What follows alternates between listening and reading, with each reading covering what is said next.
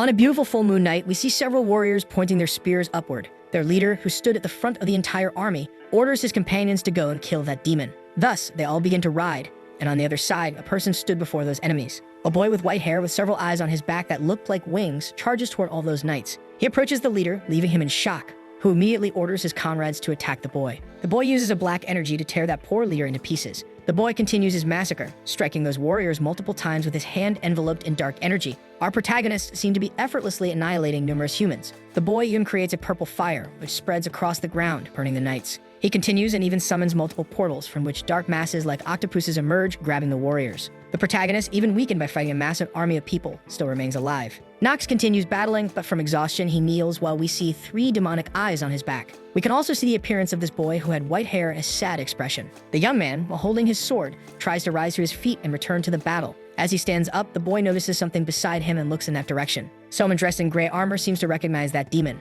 A red-haired girl comments that it made no sense for the young man to have made that choice. She states that the boy with white hair had betrayed his group and questions why he had allied himself with evil. Finally, she calls our protagonist Nox von Reinharber. The boy, even with the appearance of that young woman, suddenly remains still, holding his sword. Upon hearing the word betrayal, he repeats it, becoming somewhat pensive. Choosing not to respond to that, the young man simply says with a smile on his face that she could consider it as betrayal. However, he responds that he did not betray anyone first. Rather, it was his friend and his group who had betrayed him. The young woman, on the other hand, says that this is a lie and questions what he was talking about and why he was acting that way. Even so, the boy keeps a smile on his face, and before he could respond, he asserts that he was forced. We go back in time and see a system screen stating that someone completed the first part of Inner Lunatic. The person watching this was a boy playing on his computer, and we see that his room was completely messy. He was happy because this time he managed to get several items and some achievements too. However, the young man mentions that he thinks he won't be able to play that game next month. 2 years ago, we see an ultrasound of someone's brain. The doctor tells the patient Yu-chan that he should stay calm and listen carefully to something. We then see our protagonist with a completely devastated expression as if he had received the worst news in his life. Sometime later, we see the hospital where the boy was. He seemed downcast while holding a paper in his hand.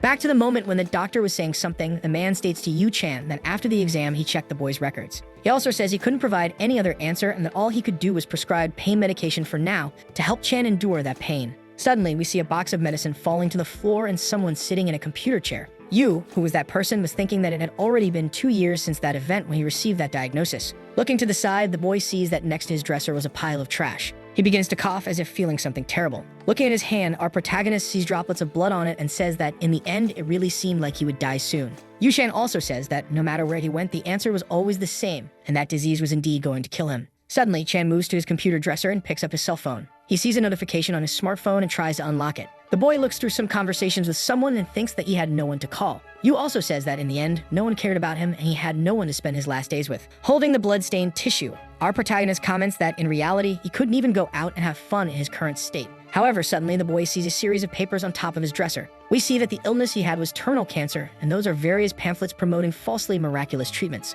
However, the boy, irritated, crumples everything and begins to throw it in the air. Frustrated, Yu starts sweating in anger and crying as he looks at his computer screen. We see that a game called Inner Lunatic was open on the PC, while Yu says it's the only thing he has to do. The young man begins to create a new save in that game and make a new character. Trying to distract himself from his pain, the boy wonders what kind of character he should make this time. He considers some options like being a sensitive genius of magic or a genius of swordsmanship and martial arts. However, the game system notifies him that a penalty is given to the character for choosing 2 genius traits and that to remove it, he should choose only 1. We then see that the negative trait his character had was a time limit. The young man, seeing this, remains silent, simply staring at his computer screen. Chan says that, just like him in real life, his character also had limited time. Finally, the system asks if the boy would like to start the game with the character created, and he finally accepts. Suddenly, something appears behind him, and the boy begins to feel a terrible sensation.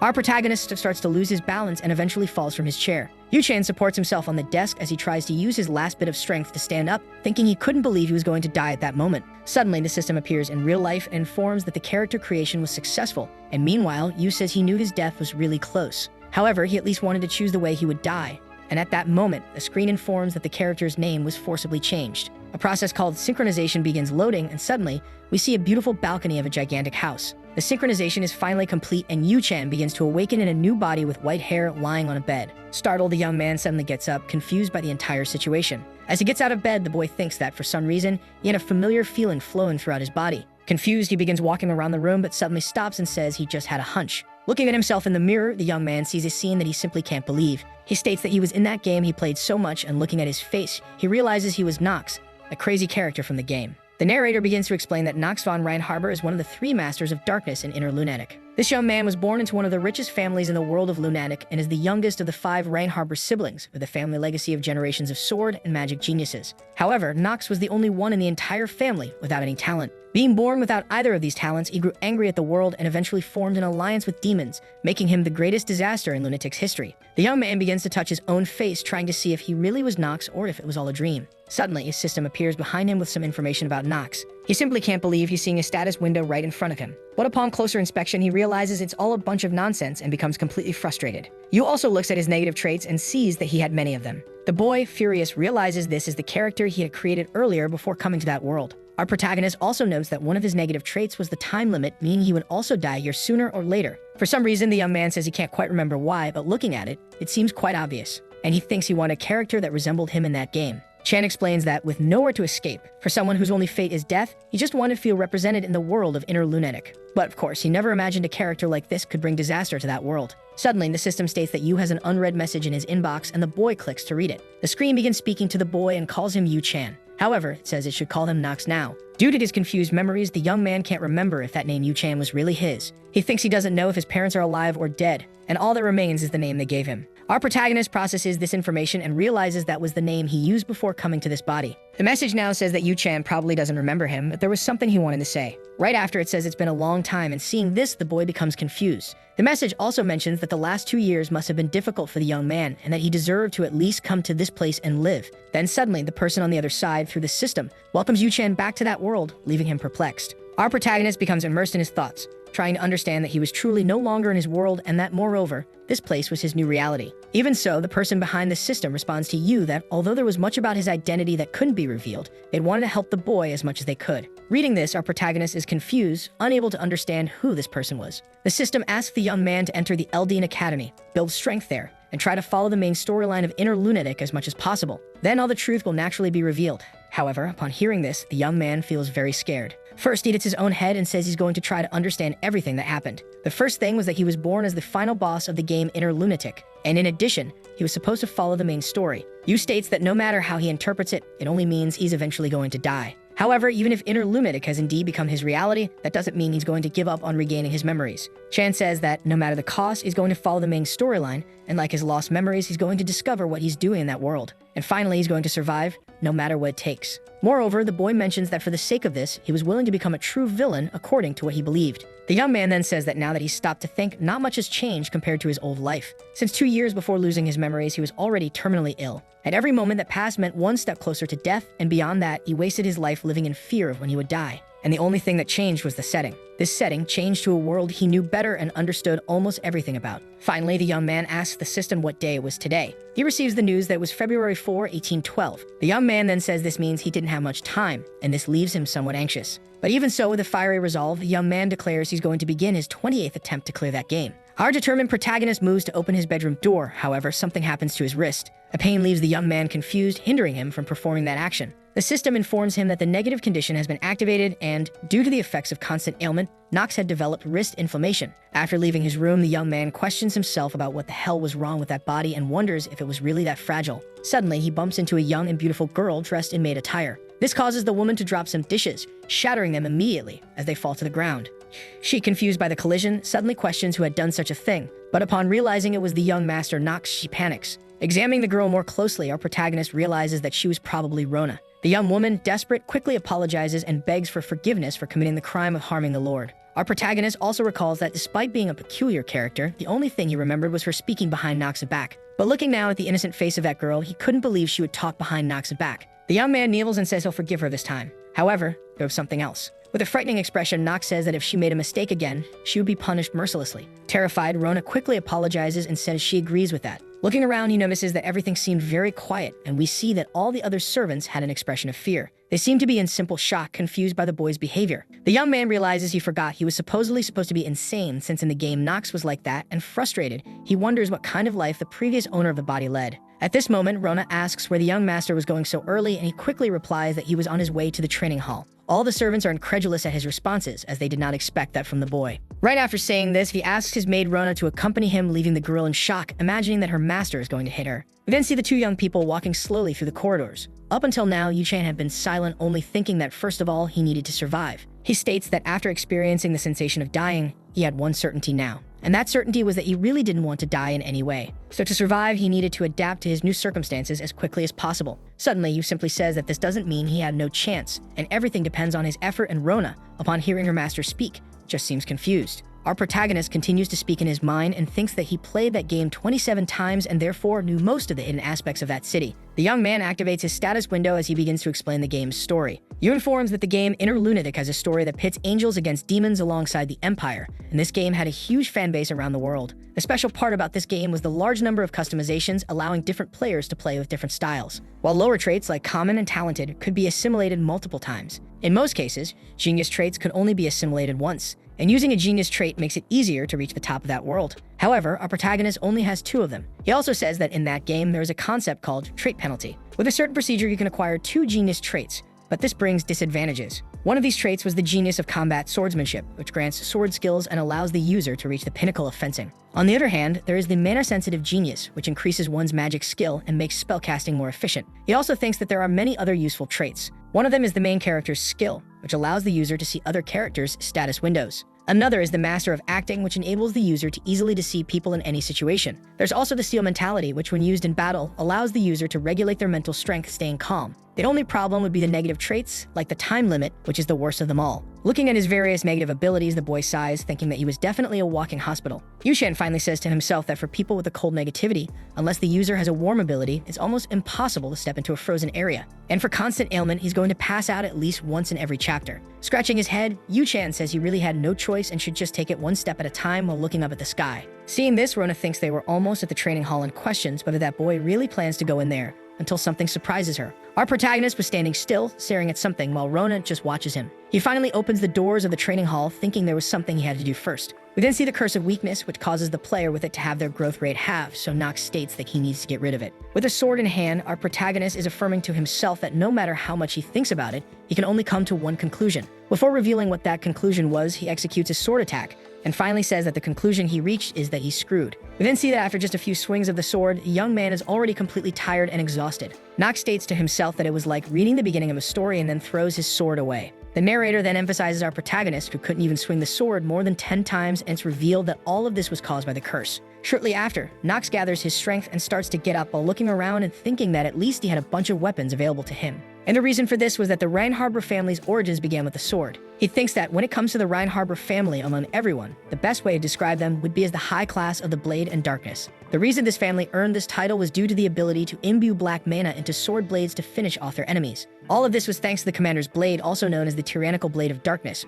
which has been passed down to each family leader. Nox also tells himself that, aside from that fencing, there were several advantages to being part of a noble family, as they held high power and influence in the world. But by far, the greatest advantage of being from that family was the enormous amount of money they had. Happily, he states that money was everything good in that world as he thinks of all the things he could do. Yu-chan also mentions that his Reinhardt family is one of the largest noble families in history, and of course, this means they are extremely wealthy, to the point that even the youngest and most useless son, who was him, had enough money to never need to work. It's as if Nox's father, Theo, didn't care whether his son spent money wisely or not. The boy also notes that, to begin with, Nox isn't that type of character, the youngest son of an aristocratic family. Instead, his archetype and character type was actually quite clear. Nox, after gathering all his strength, manages to stand up again, even with his legs trembling. He states that until Rona brings what he had requested, he wouldn't even be able to run. A few minutes later, we see the maid arriving in the training hall with a cart. The girl tells her young master that the towel, water, and sword he had asked for were ready. But in her mind, she wonders if Nox really plans to exercise since that wasn't like him. The boy asks if there was really no one around, and immediately after, he asks Rona to come over to him. The girl is very frightened, thinking her master was going to hit her. However, the boy doesn't do that, and immediately after, for some strange reason, he grabs his maid's ear. After that, he begins to tell the young woman something we don't know yet. Rona, startled upon hearing everything her master asked, questions when the boy would want to use that money. She also states that all the ideas her master shared with her were trash. However, before the girl can continue talking, the young master orders her to shut up and go carry out what he commanded. As she walks away, the girl thinks that this boy hasn't changed a bit. After seeing her leave, our protagonist says to himself that he doesn't know how fast Rona will be, but she'll probably be there by morning. Nox goes to the small table where she brought the items and serves himself some tea. While drinking the tea his maid had brought, he notes that he needs to figure out a way to resolve that curse and his stamina as well. Suddenly, someone approaches him, calling him by his name. Looking back, the boy realizes it's the head butler, Rodwell Diurnarch. He begins to recall that, as one of the main administrators of the Rhine Harbor estate, Rodwell isn't someone who can be dealt with lightly. And in addition, Rodwell is the advisor to Knox's father, Theo von Reinharber, the family leader. Trembling, the boy comments that this must be an event he has to face, and immediately afterward he turns around. Knox also notes that Rodwell generally wouldn't care about him and wonders if the man noticed something strange going on. But on the other hand, the boy remarks that he has his own way of dealing with this. The boy activates his master of acting skill and asks the butler what he was doing there, as he should be beside the family leader. The servant promptly replies that after receiving orders from the family leader, he was there to deliver some news to Knox. Ernark explains that one of the news items is that the boy would be able to attend dinner that night. Confused and awkward, our protagonist thinks he hasn't managed to find out anything about that family yet, and even so, he's already going to have dinner with them. To get out of it, he asks the butler to tell his father he can't attend. The butler, in his mind, wonders why his superior wanted Knox at the dinner, and then explains to the boy that the young lady of the Stilliner family had come to visit and train there. And after picturing the girl's appearance, he states that if the young master didn't attend, the family leader would certainly be angry. Sighing and realizing there was no way out, Knox then agrees and says he understands the position he's in. Immediately after, the butler notes that the boy was acting strange that day, and Knox asks what he meant by that. Ernark responds that his young master had never been interested in swordsmanship before, and even so, he was practicing in the hall on his own. Intruding into the boy's life, the butler asks why he's doing this. The boy, changing his entire aura to something aggressive, responds that he's going to make one thing very clear. He orders Ernark not to dare cross the line, being nothing more than a mere butler. With no shame, our protagonist states that what he does or doesn't do is none of Rodwell's business, and that he'll make his own decisions. The man, not seeming to handle this well, still appears somewhat intimidated. He bows before Knox and apologizes for his misstep. Immediately after, our protagonist turns and begins to leave the area. On the other hand, Rodwell wonders if something had happened to that boy and says he'll report this to the family leader. A short while later, we see the beautiful mansion of the Rhine Harbor estate. Our protagonist, who had just left the training hall, was trembling, commenting that it gave him chills since he never imagined an event like that would happen. The boy wonders what would happen if the possession had been activated, but notes that it doesn't matter since it didn't happen anyway. Knox starts to recall who that young lady from the Stilliner family was, whom his butler had mentioned since he had already played that game. Confused, the boy wonders what that girl was doing there, and then we skip forward to the evening. Sitting at one of the tables, a foolish boy begins to mock someone, surprised that person came there to eat. We see that the target of this mockery is Knox, who was sitting there calmly. Moreover, those who were bullying him were the twins Hartz and Alan, who continue to ridicule their poor brother. One of them comments that he never thought Knox would show his face there, and it was unbelievable. They continue mocking the boy, stating that he had made eye contact with the maid and was probably a lost cause. On the other hand, Knox just listens to it in silence and in his mind responds that he didn't do anything. Suddenly, the doors of the hall open and someone important arrives, stating that it seemed everyone was there. This person was Theo von Reinharber, the owner of the entire mansion and fortune. Yu Chan, seeing that man, realizes that he was the leader of the Reinharber family, Knox's father, and in addition, he was accompanied by that girl. The appearance of Talia von Stilliner is then revealed as she introduces herself to everyone in the family with her radiant beauty. The family leader then says that the young lady from the Stilliner family requested night training there and therefore she'll be spending some time in that territory. Finally, Theo von asks all his children to welcome the young lady. Our protagonist, seeing that girl, thinks that Talia will be the future heroine of Interlunatic, and she's the character who opposes the future villain Knox, and sometime from now, Talia will drive a sword into his chest. Knox's father, seeing his son there, is surprised that he actually decided to show up. For some reason, the tension arises between Knox and the guest, and they finally make their way to the dining room. There, the family was apparently eating peacefully. Knox just stares at his two brothers, who tease him throughout the dinner. One of the twins calls his father and says it's time to decide who will be the next to enter Eldon Academy. And hearing this, Knox finally seems interested. Theo agrees and says it was time to make a decision. Our protagonist explains that Eldon Academy is the most important place within Interlunatic. The Academy's students face all sorts of situations and they fight demons there, which is the main story of the game. In his mind, the boy notes that he needs to enter that academy, and moreover, he needs to gather his own allies while keeping most of the original plot structure. Theo then starts a speech, stating that everyone there likely already knows, but the academy only allows 3 individuals from each family. And this is because they want to limit the influence of nobles, and since he already used the first 2 spots for his first and second sons, only 1 entry ticket remained for the Rhine Harbor family. Knox thinks that before making allies, he needs to secure the ticket to the academy at any cost, as that's what the system asked him to do. Theo continues his speech, saying that's why he decided to follow the family traditions, as this had been the method his ancestors used. Immediately, the weak young man with white hair supposes that his father was suggesting a fight among the brothers. Hearing this, the man thinks he never imagined his weakest son would be the first to react to this and is truly surprised by that attitude.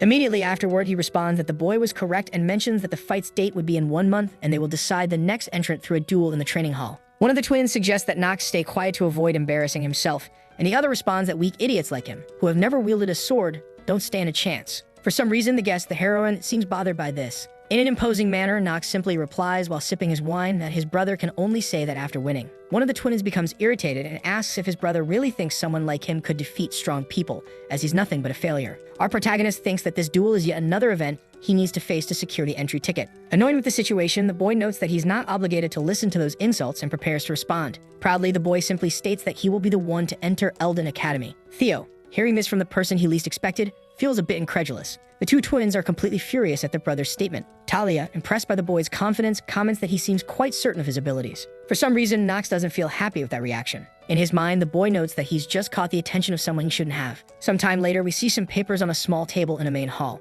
Theo, in his office, states that, as the butler's report suggested, there seems to be something different about Nox. Rodwell promptly replies that it's just his opinion, but it seems true. In his mind, Nox's father thinks that if he hadn't seen what happened that day himself, he wouldn't have believed it. The patriarch appears quite thoughtful, wanting to know what caused this change in his son. And considering the worst-case scenario, the man wonders if his son has been possessed by a demon. However, he simply says that the boy has caught his attention and then dismisses his butler. Finally, he asks the butler to keep an eye on Nox. Sometime later, we see our protagonist running around the training hall while a few mates comment on it. They seem completely confused since running is the only thing that boy does. Even tired and exhausted, Nox doesn't seem deterred and continues running. Confused, Yu-Chen wonders why he can hear everything the maids are saying. Right after that, the boy's stamina status increases by 0.1. Nox is extremely dissatisfied with that small increase and tells himself that he's running because his stamina is incredibly low. He explains that the condition to use the genius of combat swordsmanship is to have stamina stats above 4. And unless he's as weak as Nox, he should already be able to use it right away. But with the weakness curse in effect, it's taken him a month to increase his stamina by only 19.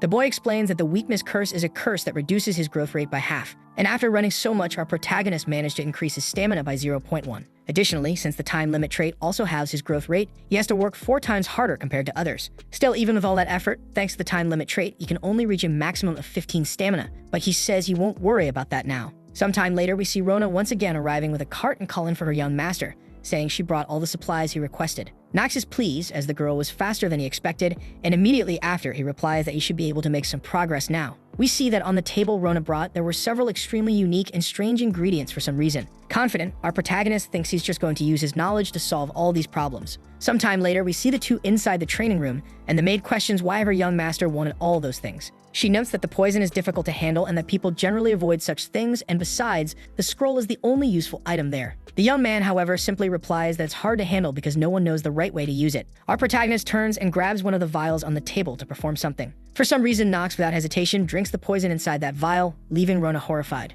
Right after that, the boy starts feeling sick and comments that it was indeed lethal. However, for some reason, the system notified him that he managed to increase his health by 15 times, but the death countdown would start soon. The girl then says she's going to call the head butler. However, the boy asks her to stop. After doing this, Nox consumes one more of the strange items on the table, the golem core. Rona becomes even more terrified, and at that moment, the system notifies that the young man will start to petrify slowly. However, the hidden mechanism is activated, and the three-headed Gorgon's poison reacts with the golem core. With this, Nox realizes that his plan was finally working. He explains that originally the golem core was used to petrify people to quickly increase their defense or to create artificial golems. However, when combined with the Gorgon's poison, an effect is triggered, and the negative trait Curse of Weakness disappears. Nox is completely thrilled by this, while Rona remains extremely apprehensive. Even so, the boy tells himself there was still one more step, while his maid asks if he's okay. For some reason, the young man begins to remove his shirt, leaving the girl utterly shocked. Embarrassed, she covers her eyes to avoid seeing the scene. However, she realizes that the boy was reaching for the vial she had brought. Yu-Chan pours the dew of the Fairy of Remembrance over his body,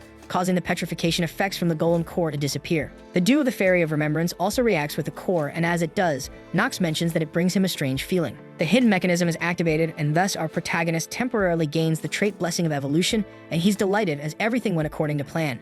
Finally, he notes there's only one more step and moves to grab the scroll on the table. The young man uses it, doubling his stamina growth rate once again. In his mind, Yu-Chan thinks he managed to eliminate the curse, and in addition, the Blessing of Evolution is limiting the effects of the time limit trait, along with the scroll. Now his evolution rate should be twice that of most people at this moment, meaning he could increase his stamina stats much faster. The maid, on the other hand, afraid her young master would die, jumps into his arms, embracing him. In tears, she asks if her young master is okay, as what he did was madness. She says that the boy started taking off his clothes out of nowhere, and she thought something was wrong with his head. But, ignoring Rona, the only thing Nox asks for is a towel. Even so, Rona isn't entirely satisfied and continues shedding tears. Our protagonist thinks that since the curse has been removed, maybe he should go easier on his maid. Yushan then tells the girl he's fine, and Rona asks if he's sure he'll be okay even without her calling the head butler. The boy gives a slight smile and explains that everything is fine, and Rona asks what he's going to do. With his plan all set, the boy simply responds that he's going to run as much as he can. Sometime later, we see the sun illuminating the beautiful Ren Harbor mansion. As usual, Nox is running incessantly to improve his stamina stats.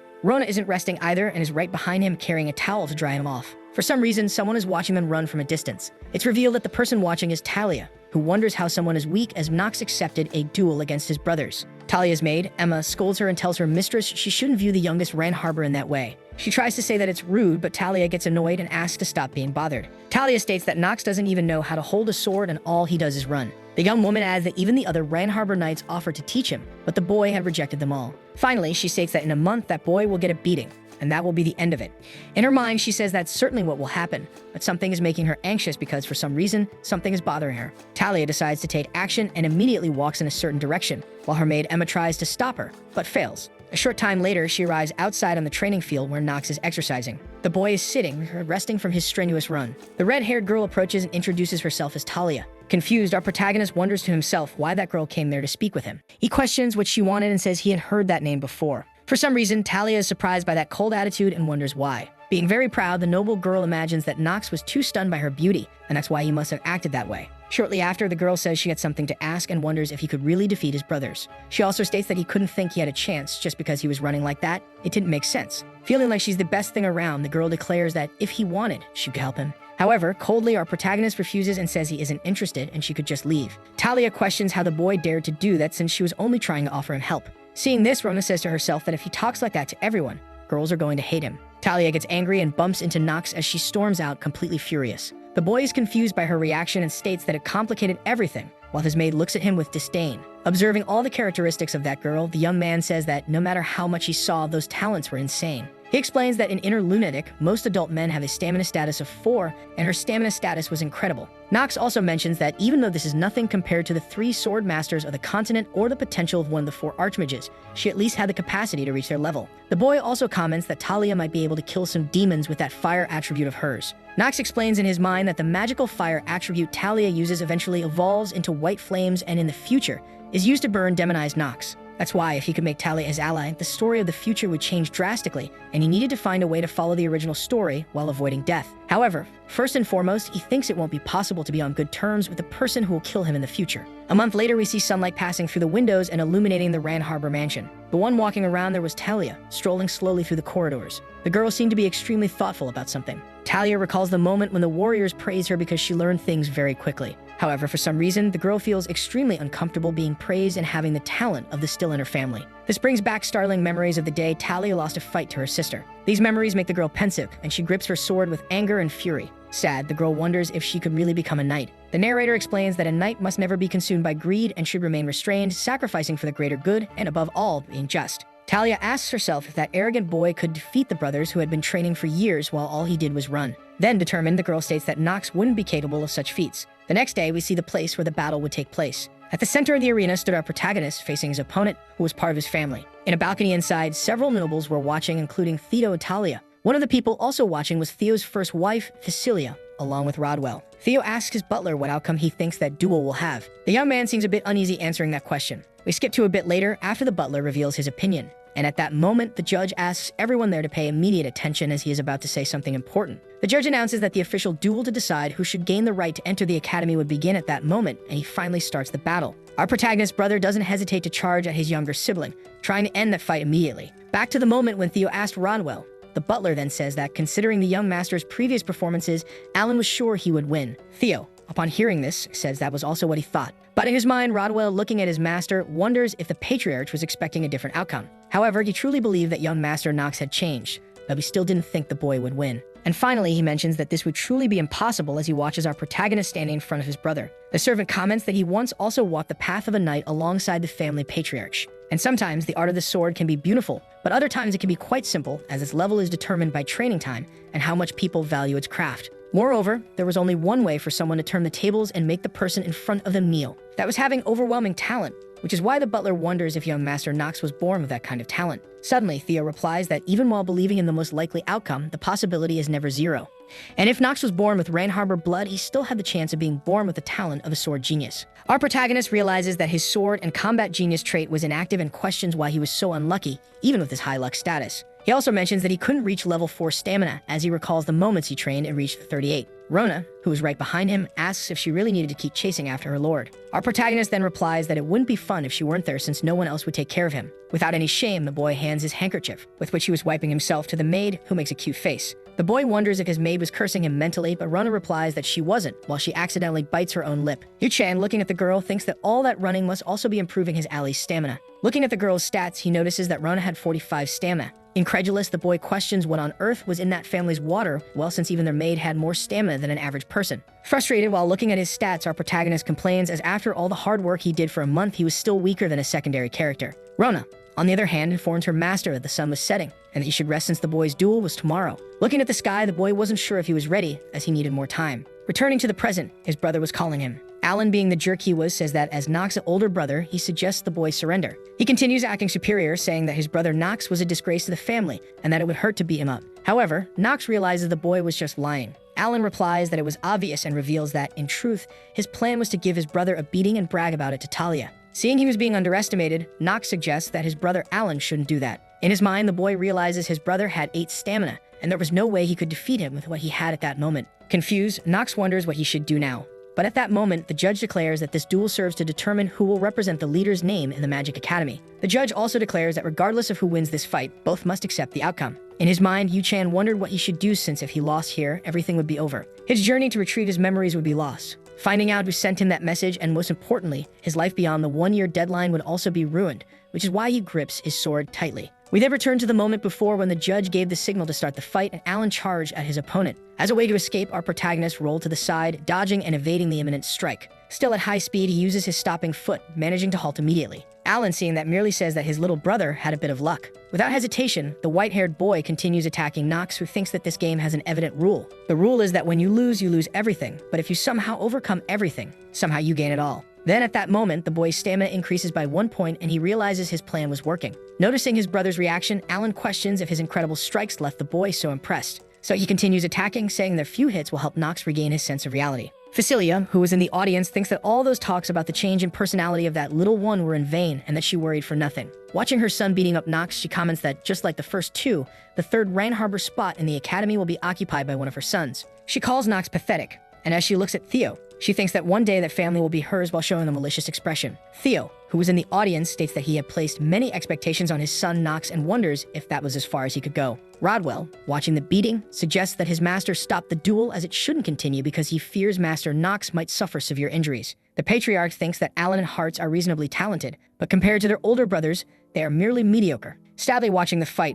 Theo says he will have to accept that none of his sons will have the power to dominate everything and place the world under their heel. And seeing that Nox is extremely tired and struggling to breathe, he states that apparently none of his sons will be worthy of the vanquisher. The man then, sighing, begins to rise, saying that he will have to stop the duel. However, at that moment, our protagonist, while defending himself from multiple attacks, receives the stamina he wanted, and finally, the genius of swordsmanship and combat is activated. Alan, seeing his brother's strange expression, questions if the boy finally realized what he had lost. But at that moment, the boy activates the genius time skill and begins to unleash his power. Our protagonist begins to think that someone whose name he couldn't remember once said that a genius and an ordinary person experience time differently. And after activating that skill, he finally understood that time passed like that for a genius. He states that in his new perspective, everything was moving very slowly, as if the flow of time had become several times slower. But it was clear that his new ability didn't automatically make him a perfect sword master, and this ability alone couldn't guarantee his domination of the battle. However, he was no longer a dormant swordsmanship and combat genius. Therefore, everything was resolved, and at that moment, Alan prepares to strike his brother,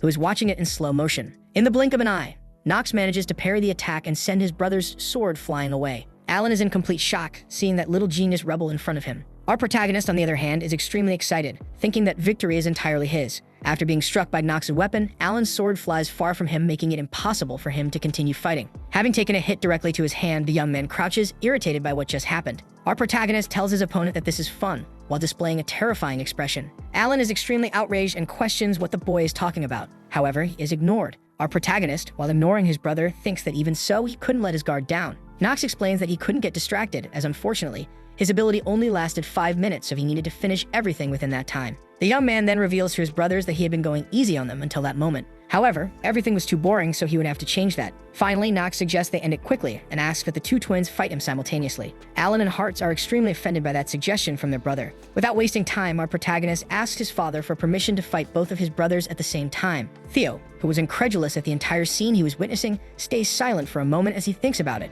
Roger and Talia were also in disbelief, wondering what that boy was doing. Nox's father, feeling proud, thinks that his son's energy had changed, and it seemed like he had something up his sleeve, so it was worth watching a little longer. The patriarch, without hesitation, permits the 2-against-1 confrontation as his son requested it of his own free will. Facilia, on the other hand, is not happy at all and tries to question her husband, who ignores her. Immediately afterward, the man declares that the twins should begin their fight against Nox. Alan retrieves his sword, and Hearts questions how that brat dared to humiliate them in front of their own father. However, despite the whole situation, our protagonist appears extremely calm and with a radiant smile. The twins prepare for battle and ask Nox to do the same. Without hesitation, they charge at Nox together and in sync, aiming to end the fight as quickly as possible. However, even alone, Nox, with his new ability activated, manages to defend himself from both strikes. One of the twins tries to instruct his brother to approach Nox from the left, but not wanting to take orders, the young man becomes irritated and tells his brother to shut up. Even receiving attacks from all directions, Nox remains unfazed and continues defending himself. The system notifies Nox that, due to the special effect of Genius Time,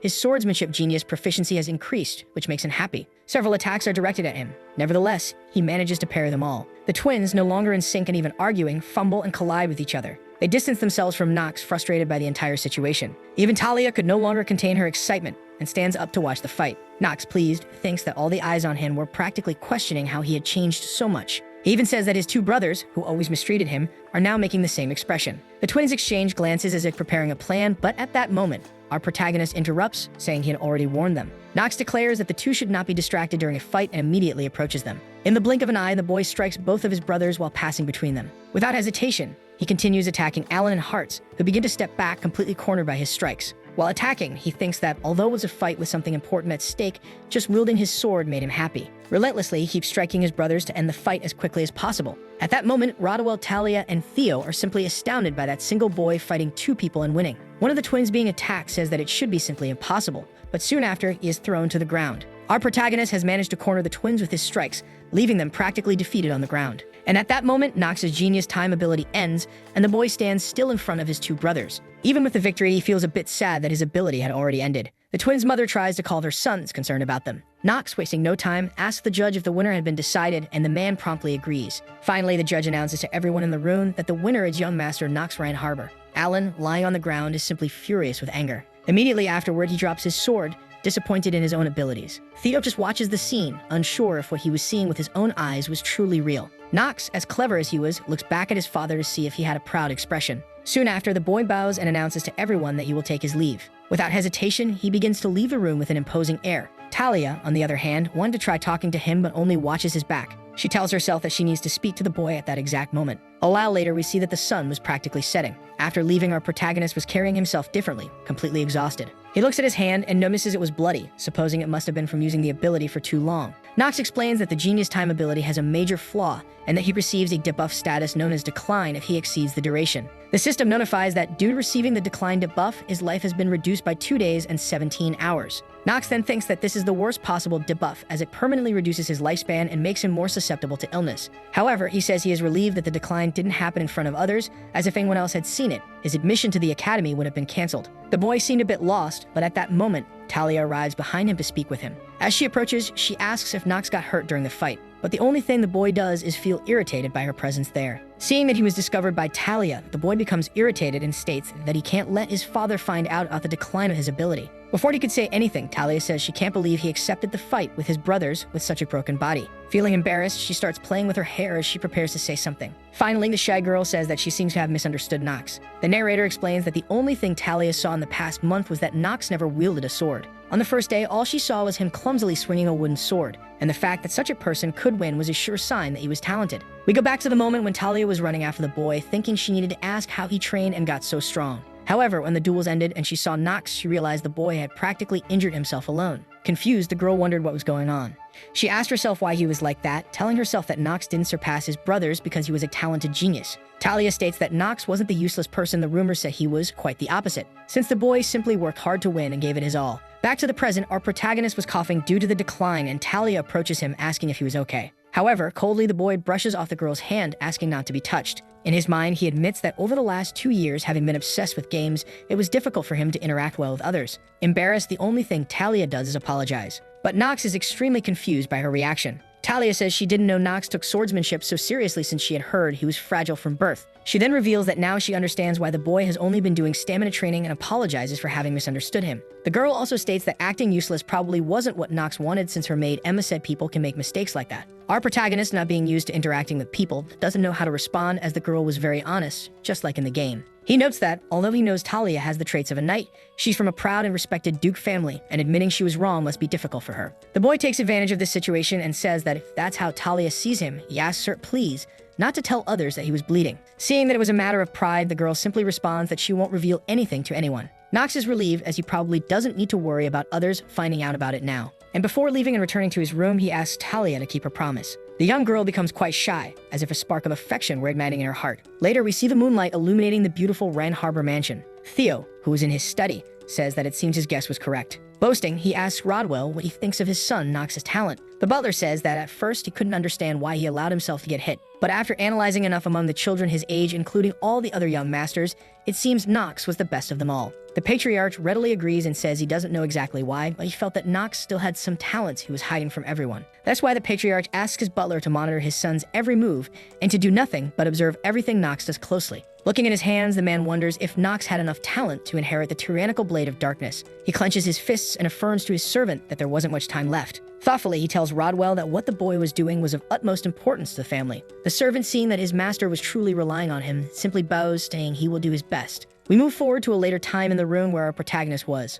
The system notifies that he has completed the tutorial mission and that he has accomplished the task of winning his first fight. Seeing this, the boy says that this world has become reality, but the game system is still there, which feels strange. The system then begins to distribute rewards for Nox having completed 2 missions, the first of which is granting him 3 status points to allocate. Extremely frustrated, Nox complains that he ran for an entire month just to increase his stamina by 2 points. Because of this, he feels the system should have given him this reward earlier. Yushen opens his status window, considering where he needs to invest his new points. Finally, he comments that the status he needs most right now isn't stamina, but luck, so he uses his 3 remaining points to increase it. He explains that the reason for doing this is that in the game Inner Lunatic, luck is the most valuable attribute. So Nox decides that now he's going to check if he made a good choice by raising it. Thus, the system completes Nox's rewards, one of which is a voucher for a random gacha, along with a skill voucher. Reading this, the boy is ecstatic, saying he's going to test his luck. The young man activates the gacha, and an apparently interdimensional structure appears like a prize-grabbing machine. Seeing it in front of him, the boy remarks that it's very strange. He then uses his voucher to spin the wheel, thinking that when luck is maxed out, the chance of getting an intermediate or higher rank scrolled is 95%. Yushen explains that the basic or lower rank is white, the intermediate rank is silver, and the advanced rank is gold. The highest rank is rainbow, so the boy hopes to get something gold or higher. Finally, the capsule exits the machine and prepares to reveal its contents. A golden light shines, and at last, a golden scroll appears before our protagonist. Upon opening the scroll, the system notifies Nox that he has gained the advanced trait Fear of the Supreme Ruler. The young man, on the other hand, is extremely satisfied, hardly believing he actually managed to get it, and the system shows him the skill information. He explains that the skill has the effect of reducing all the stats of anyone with a total status value lower than Nox by 20%. Extremely excited and happy, the boy simply comments that this is fantastic, and he can hardly believe he got a debuff skill. However, the boy still had another reward from the mission. The system asks if Nox would like to use the single-use skill confirmation voucher. Reading this, the boy thinks that the skill he'll get with it is already decided, as he wants to obtain one of the hidden pieces the Rhine Harbor family possesses, and to acquire this piece he needs that specific skill. The young man notes that Theo will soon gather all the siblings at the estate, and that's where he'll use it. Thinking about this, the boy also mentions that it was almost time for that person to return to the Rhine Harbor estate. Our protagonist states that it has been a while since the Elden Academy's grace ceremony ended,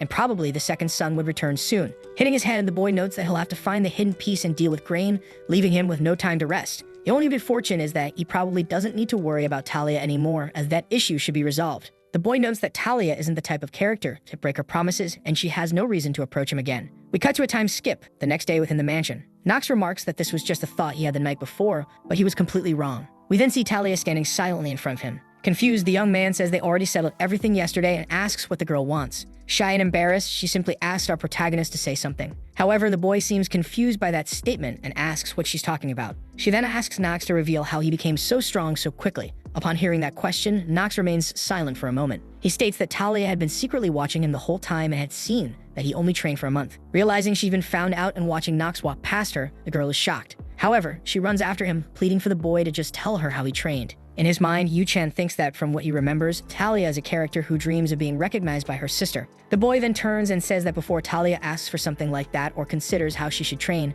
before all that, she should first reflect on the talent she has. Hearing this, it's as if a door that was closed opens in the girl's mind, making her thoughtful. Our protagonist thinks that he's never comforted anyone before and wonders what he should say. He asks Talia not to compare herself to others as she's been doing, and then he leaves. Silent, the girl just watches as our protagonist walks out of the room. Talia feels extremely shy, thinking that boy just said a cool line and simply left. Afraid, the boy hopes that girl doesn't follow him, feeling extremely exhausted. The young man tells himself that he can't let Talia see him obtaining the hidden piece, as that might lead her to kill him. Gathered there was Theo along with his twin sons, just waiting for Nox to arrive. After joining his family, Nox finally arrives at the Ran Harbor family stable after some time. He thinks that this stable is famous for breeding the best horses on the continent. Rodwell, who had been summoned by his master, approaches. Seeing that everyone is there, Theo states that he is sure everyone knows why they're gathered in that place. He explains that from now on, his children will choose the horse they will keep forever. Hearing this, Nox becomes extremely excited, saying that it was finally time. The boy explains that horses are considered sacred animals both on the continent and within his family. He informs that if someone decides to become a mage or a knight, they must choose a horse when they are young to have a lifelong companion. Furthermore, the Elden Academy teaches horsemanship, and in the other part of the game, there are several massive wars. And if you lose your horse, you must raise another, and moreover, transportation magic is very expensive and horses are a very important means of transportation. Therefore, the boy decides he will choose the best horse possible. Theo then reveals that, as Nox was the winner of the duel, he should choose first. The man tells his son he'll only give him one chance as Nox mocks his losing brothers. As he heads toward the stable, the boy's father says he's curious, wanting to know which horse his youngest would choose. The young man passes by several of the animals, thinking that actually they're quite cute. However, he's searching for a specific one, and finally he finds it. He spots an extremely elegant gray-coated horse. Our protagonist, without hesitation, walks toward it and tells his father that he'll choose that one. For some reason, Alan and Hertz, along with Theo, are extremely surprised by this choice. In a rare act of kindness, Nox's father suggests he pick another horse and says he'll give the boy another chance. Seeing that he'd been given another chance, Nox supposes that his father probably thought the decision was very poor. But he is certain of the opposite, and immediately afterward, he activates the status window of that animal to analyze it. The boy explains that most summoned creatures are divided into ranks, and depending on their evolution, they can increase much more than one rank. This meant that the horse could even reach a high rank, and that's why it was his choice. Moreover, it was an obsidian horse, the rarest type among many others, with its name referring to a type of volcanic rock. The boy notes that if his father knew that, even he would have chosen this horse. However, it's less tempting now due to the negative trait, as many of the horse's traits are deactivated because it has a debuff. It's revealed that the horse's negative trait is a foretold death, and seeing this, our protagonist thinks that, in a way, it's a more annoying trait than the time limit. He finally responds to his father that he will not change his mind and that this is his choice. Meanwhile, the young man tells himself that with his knowledge, he can save this creature. Theo, on the other hand, doesn't understand his son's decision and questions why he would make that choice. The man assumes that Nox is probably projecting himself onto the horse, and in the end, his son is just an emotional weakling, which is disappointing. Irritated, the patriarch simply says he hopes Nox doesn't regret that decision. After saying that, the man turns and begins to leave the area, leaving Hertz and Alan confused. Nox, seeing the scene, can't believe his decision was truly disappointing to that extent. Rodwell then approaches Nox and asks the boy to choose a name for his horse. The animal begins to lick its owner's hand while the white-haired boy wonders what name he should give his pet. He finally chooses Cal and right after crouches down to pet the creature, thinking that was the name he used when playing Inner Lunatic. Amidst the sunset, the boy states that this name was meaningful to him. Sometime later, we see the horse lying in our protagonist's room. The boy thinks that first he couldn't show others what he was going to do, so he brought his horse to his room. He starts staring at the animal, thinking that it was time to do it. Analyzing the creature's eyes, the young man realizes that the animal truly seemed determined to live, and besides that, they were practically the same, and just like Nox, the horse was also fighting to live. Shrewdly, Nox reveals that he knew Rona was spying through the door and asks the girl to respond immediately. However, she accidentally opens the door and falls hard onto the floor, notifying her master that she was there. The girl asks how the boy knew her location, and he says he caught her in the act. He immediately tells Rona to take care of his horse, and the girl is shocked to see the animal on the bed. Rona gets irritated, stating that in the end, it will be her who has to clean everything up, and our protagonist says that it is a sick horse, so Rona should do her best. The poor animal starts lying down slowly while Rona just agrees and says she'll take care of Cal. Nox mentions that this is a bit problematic as what's about to happen will be a big shock. At that moment, our protagonist asks if Rona will really be able to handle what's about to happen. 3 days later, someone can be heard screaming from our protagonist's room. That person was Rona, who was in tears because the horse she had cared for so much, Cal, had died. Looking at the girl, Nox thinks she was crying because Cal had moved on to a better place. Remembering all the things the girl did for his horse, he considers it understandable since she had put in a lot of effort to care for him. In his mind, the boy states that despite everything, he already knew something like this would happen. And recalling the poor animal, the young man remarks that Cal couldn't be saved. Our protagonist walks up to Rona, asking her to stop crying as she was distracting him. However, the girl was still crying. The white-haired boy asks his maid not to worry as Cal would return to his side again. Hearing this, Rona is completely confused and questions if something is wrong with the boy's head. Irritated but trying to stay calm, he simply asks Rona to stand behind him. The young man pulls a scroll from his coat and the girl asks what that is. Nox ignores her and then throws the scroll, which had a symbol engraved on it, to the floor. He crouches down and begins to inject mana into the scroll, which causes a magic circle and purple energy to appear from it. Rona, seeing this, is completely terrified, not understanding anything. Seeing that it's working, Nox gives a small, satisfied smile. On the other hand, the maid questions how her young master managed to use mana, and the boy just thinks that he couldn't control it properly. He states that if Rona continued to distract him, Cal would die for the second time, and this time, it would be her fault. Immediately, she falls silent, and our protagonist sharpens his gaze, asserting that he needs to concentrate. Nox comments that he has to do this because he hasn't yet awakened his genius trait for mana sensitivity, and at that moment, the magic circle begins to emit a purple aura. The boy explains that in this empire, it's forbidden to use mana before the age of 15 unless you are a member of the imperial family. Because of this, the imperial family's descendants are more experienced. However, the young man states that he would not give up as the only thing he could do at that moment was put as much mana as possible into the scroll. While trying to learn to control mana, he feels a faint energy in the palms of his hands, and realizing that it really is mana, the young man is extremely happy. He states that it is interesting, and right afterward, he uses his one-time skill confirmation voucher. Still focusing on controlling the mana in his hands, the boy mentions that he can't afford to make any mistakes because what he's about to use now is black magic. At this moment, the system informs that the one-time skill Necromicron Book of the Dead has been obtained by Nox. Suddenly, a skeletal hand appears, holding a strange book that emits a purplish energy. The boy begins to use it on his horse, and the system informs that the target could be revived as undead. Finally, the system asks if Nox would like to use that magic on the animal. Nox explains that within Inner Lunatic, there are 2 types of beings with the undead trait, and the first type consists of creatures brought back with black magic. The second type includes those brought back to life without an ego and who are born as stronger beings. Nox comments that regardless of the type, they also remain blindly loyal to their master, almost to an extreme degree. However, there was a problem, as there was only one family that revived corpses as undead, and that was Marvis, the Shadow family. The boy notes that although the Reen Harbors are also a Shadow family, they are a family of knights. Marvis, however, are Necromancer families. In this case, theoretically, players who don't belong to the Marvis family should be prevented from using this type of skill, but the answer to this is no. Our protagonist explains that by using the one-time skill confirmation voucher, he was allowed to obtain a Necronomicon. And this Necronomicon was an item better known as the Book of the Dead, which allowed him to use the magic the Marvas used. At that moment, several black hands begin to rise from the ground around the magic circle. The hands start to surround Cal, and the ritual proceeds. They continue to wrap around the animal as if trying to take control. Suddenly, our protagonist starts bleeding from his mouth for some reason. Roman is desperate for her young master. However, the boy asks her to be quiet. He continues to imbue his mana into the magic circle to complete the ritual as quickly as possible. However, once again, he spits blood as his mana was nearly depleted. But looking ahead, he sees that Cal was fully reanimated with a strange aura around him. The horse appeared to be alive, though somewhat different from before. Upon receiving the notification that the skill was successfully activated, our protagonist is thrilled. Finally, the ritual is completed, and Cal is revived as an undead. Realizing that his plan had indeed worked, Nox gives a big smile. Rona, who had been in tears, is completely confused by what happened and saddened since her young master was in a bad state. However, our protagonist simply wipes the blood from his mouth and asks his horse to come to him. The animal obeys, and we see that, unlike before, the area near his head now had a distinct glow. Upon opening his pet's system, Nox notices that the predicted death trait had been erased, and all of Cal's qualities were active. At that moment, the young man touches Cal's head, stating that he will be his master from now on. Before he could do anything, Cal and Nox sense an approach. Desperate, Rona throws herself forward, embracing both her master and the horse. Our protagonist is puzzled and asks what the girl is doing.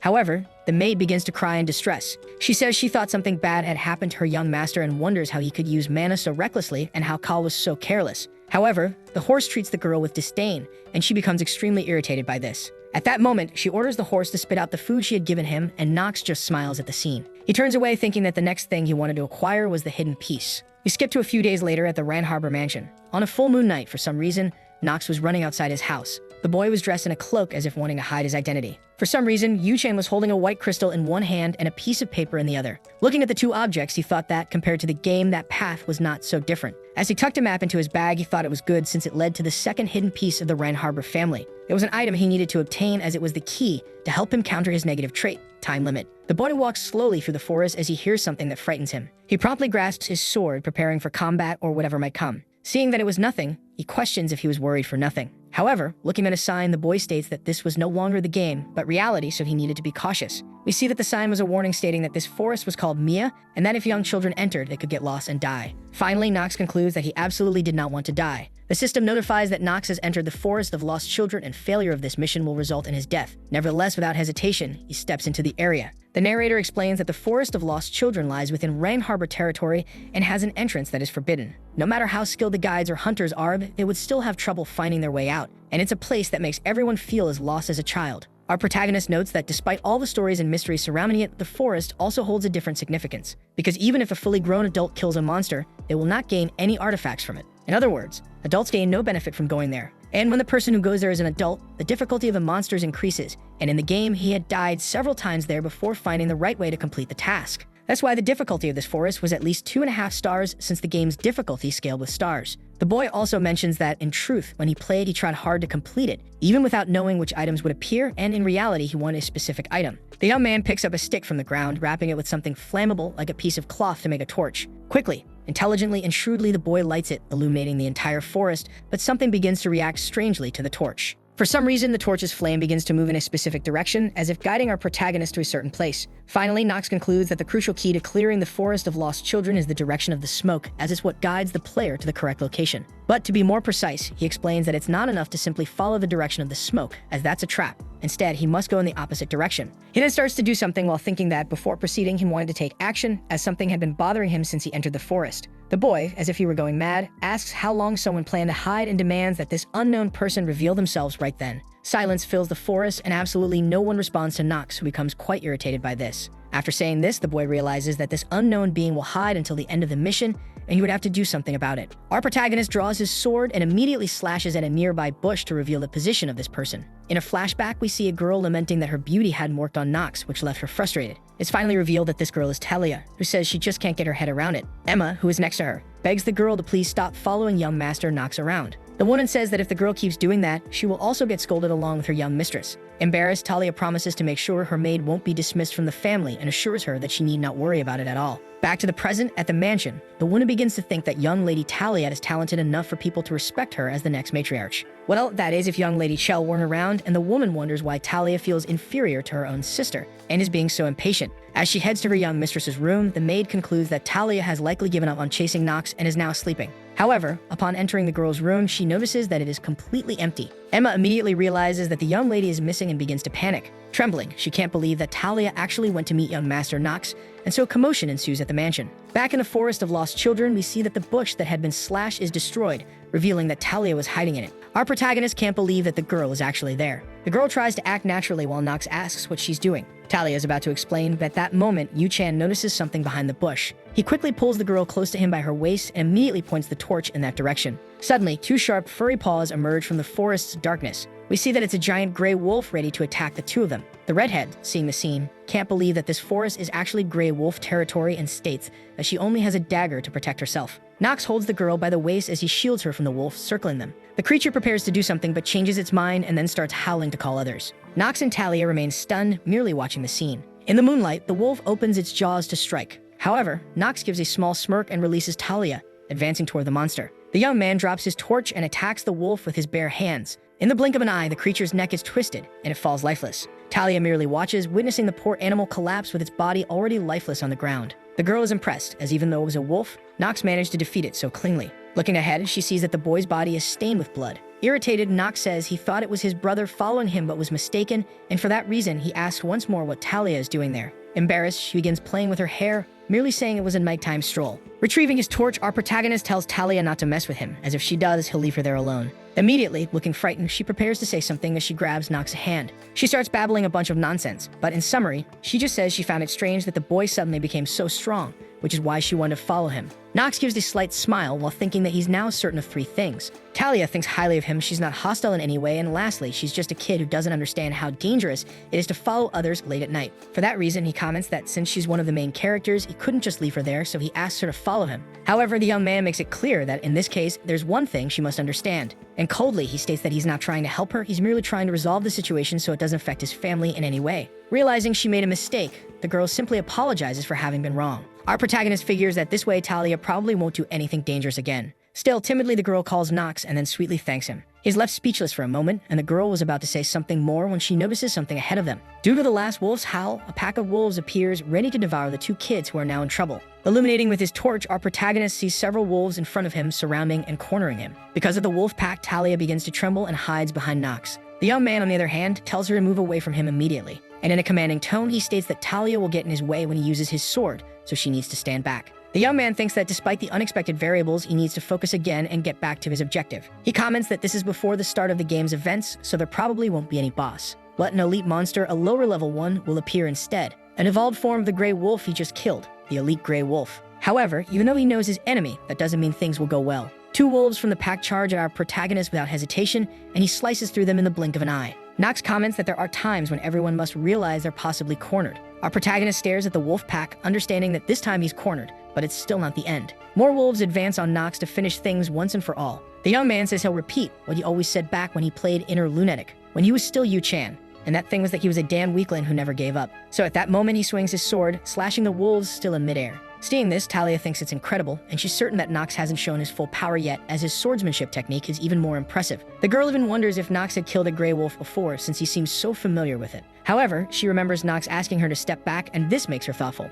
Talia believes that Nox probably still thinks she's too weak. However, before she can dwell on it further, something startles her, and Nox notices it too. Looking up at the sky, the young man states that it has finally arrived. We see 2 scarred paws approaching the battle scene between Nox and the other wolves. The elite Grey Wolves have finally come to put an end to the fight. Meanwhile, outside, several people are searching for Talia and Nox, who have apparently disappeared. One of the servants looking for Nox finds some tracks near the Forest of Lost Children, and is certain they're the young master's and Talia's footprints. The butler becomes very concerned, realizing that his young master likely entered the Forest of Lost Children. And upon hearing that Talia may have gone with him, Emma becomes completely desperate. She asks what they're going to do, insisting that they should enter the forest now. However, Rodwell tells her not to be foolish, as that would be impossible. The girl questions Rodwell, wondering why they're just standing there instead of helping their children. Hearing this, the butler reflects that it's a forest that even the Rain Harbors haven't been able to clear yet. In summary, Rodwell explains that there's a reason why, even with their strength, they haven't been able to clear the forest.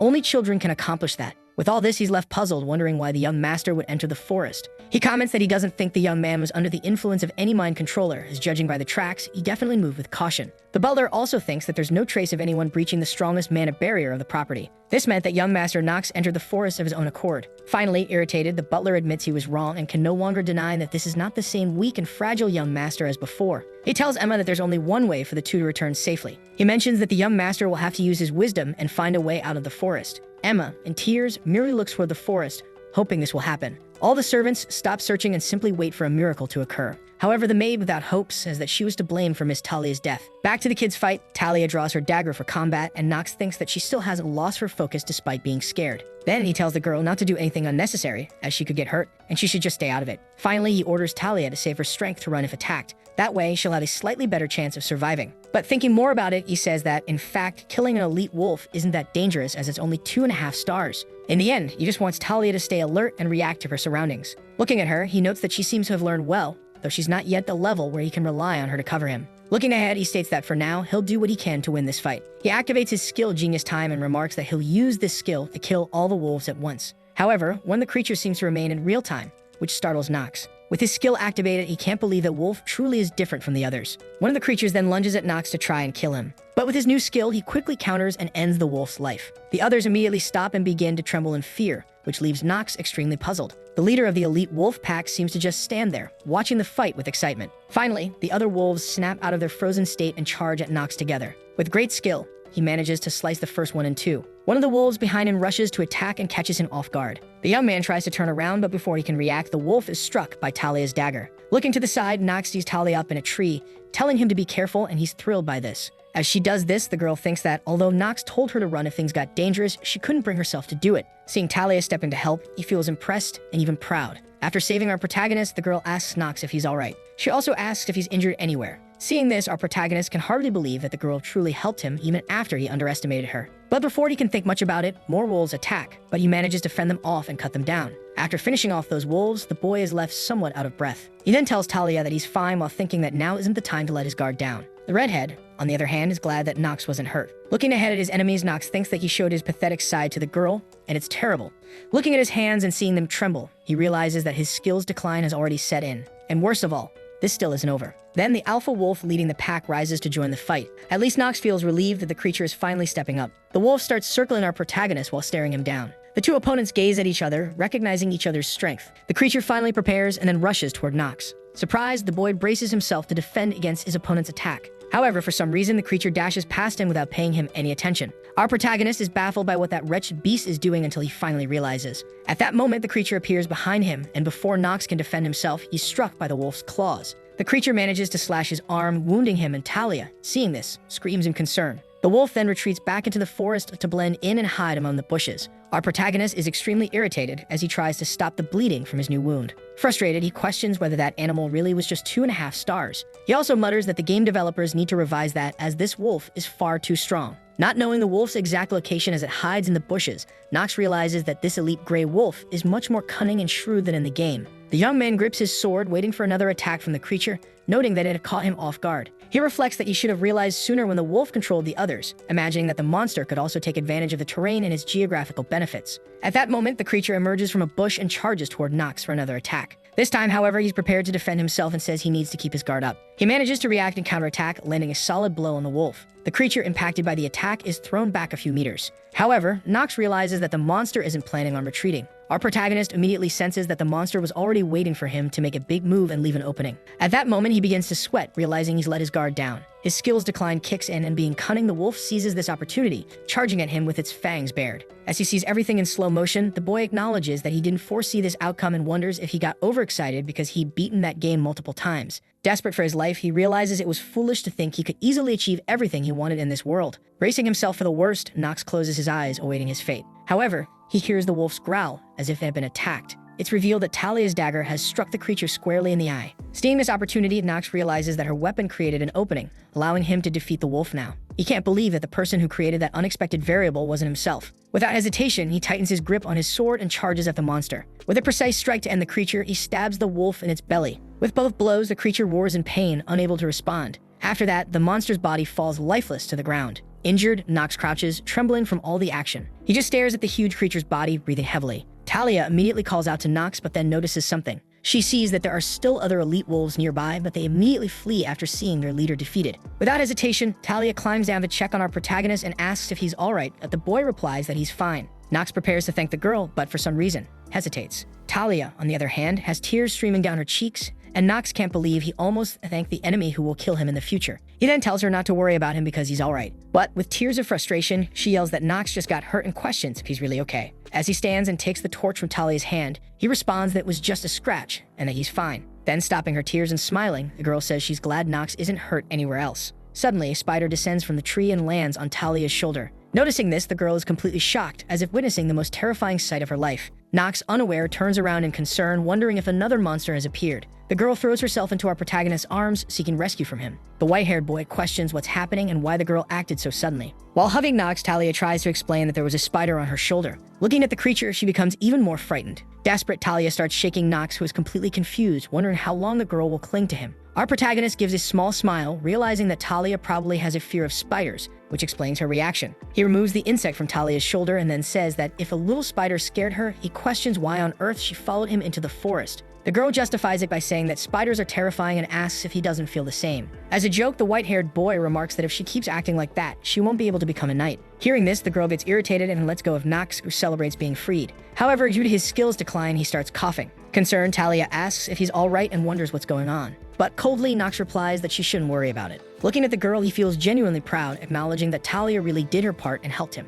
And smiling, he thinks to himself that he survived thanks to her, and couldn't say it before because she screamed suddenly. Although he silently thanks Talia, she, unable to hear it, just asks if he's really okay, clearly worried. As the sun begins to rise, Nox says that now there's only one thing left to do: leave the forest. We see something shadowy close to the elite wolf's body. Dawn is breaking, yet the two young people haven't left the forest. Emma, desperate and in tears, claims that it's her fault Miss Talia is dead. Rodwell, having lost hope, states that the two likely didn't make it and Talia's disappearance would create a problem between the two families. He mentions that because many children from the area disappear in the forest, some secretly claim the Reinhardt family is incompetent. At that moment, one of the other butlers asks Mr. Rodwell to look in a certain direction. They all see that the forest's mist is beginning to disperse. Emma is surprised by this, and Rodwell immediately realizes that the forest of lost children has been cleared. The maid, uncertain, asks if the rising mana means that, and Rodwell confirms she's correct. The butler comments that it signifies the forest has been cleared, meaning their one remaining hope has become reality. Emma immediately understands that this means young Master Nox has conquered the forest. Everyone then sees our protagonist emerging from the forest alongside his friend Talia.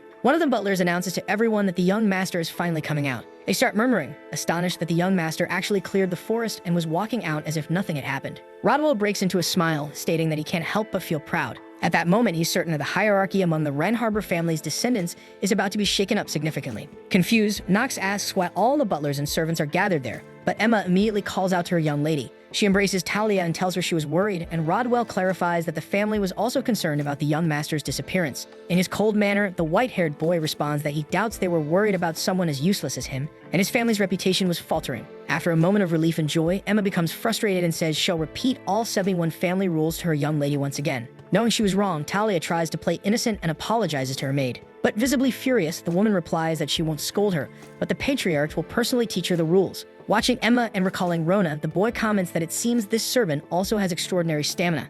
At that moment, the maid thanks young Nox for protecting her lady. Talia also apologizes, explaining that she hadn't truly intended to accompany him into the forest. In a rare moment of kindness, Nox replies that she managed on her own and shouldn't blame herself too much. Hearing this, Talia feels extremely proud but remains silent for a moment. Sometime later, we see our protagonist dumping his things onto an armchair. While taking off his dirty clothes, he celebrates that finally, for now, it's all over. Even so, Nox is irritated, as he can't believe Rodwell was waiting outside the forest with the knights, which was completely unexpected. As he pulls something from his pocket, he mentions that despite everything, his mission was worth it. It was the hidden piece he so desired, a ring-like artifact called the Black Flame Ring. The system displays the ring's details, showing that its attribute is darkness, and it grants the wearer an additional point of stamina and mana. However, the narrator explains that the ring has an effect where, upon defeating someone, a small portion of the target's life energy is transferred to the artifact bearer. Examining the ring, Nox reflects that the only artifact capable of stealing someone's life force is this Black Flame Ring. Even so, just possessing the ring doesn't mean he'll live longer. Nox notes that a person's life can't be extended infinitely,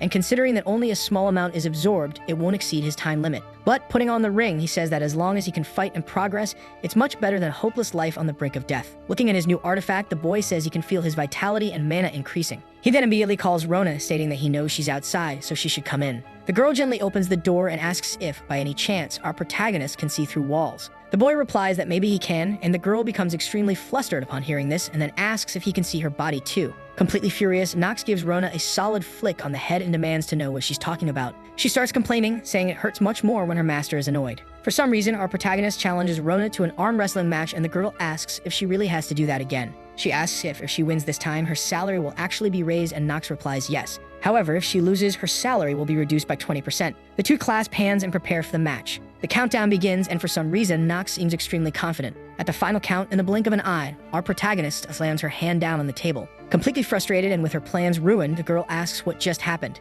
Outraged, she says Nox knows it's unfit for a respectable family member to reduce a servant's meager salary by 20%. The boy agrees. However, he adds that, according to rumors, he's the worthless one in the Reinhardt family. And with a sweet smile, he says that's why he's decided not to care about trivial things like honor. Desperate, Rona tries to apologize. Suddenly, something happens to Nox that leaves him completely dizzy and trembling. The system notifies that the effect of his constant ailment trait has been activated, and Nox has received a wrist fracture. He's extremely annoyed by his traits. As an act of kindness, he says he'll cancel Rona's salary reduction, but in return, he wants her to bring him some ice and a damp towel. Seeing that he's unwell, he remarks that for now, he'll be satisfied with just one ring and needs to rest a bit. Like a lost memory, we see Nox in the future affirming that he's certain of his true name, Yu-chan. A little later, we see Nox recapping that he obtained 2 hidden pieces 6 months ago, Kal and the Black Flame Ring. But unfortunately, he still hasn't had a chance to use them. In his room, a sign reads that he's grounded. Due to this punishment, the boy sighs in frustration. He says it's not as if he caused trouble, since he even cleared the forest of lost children, and he can't believe he was given a punishment instead of a reward.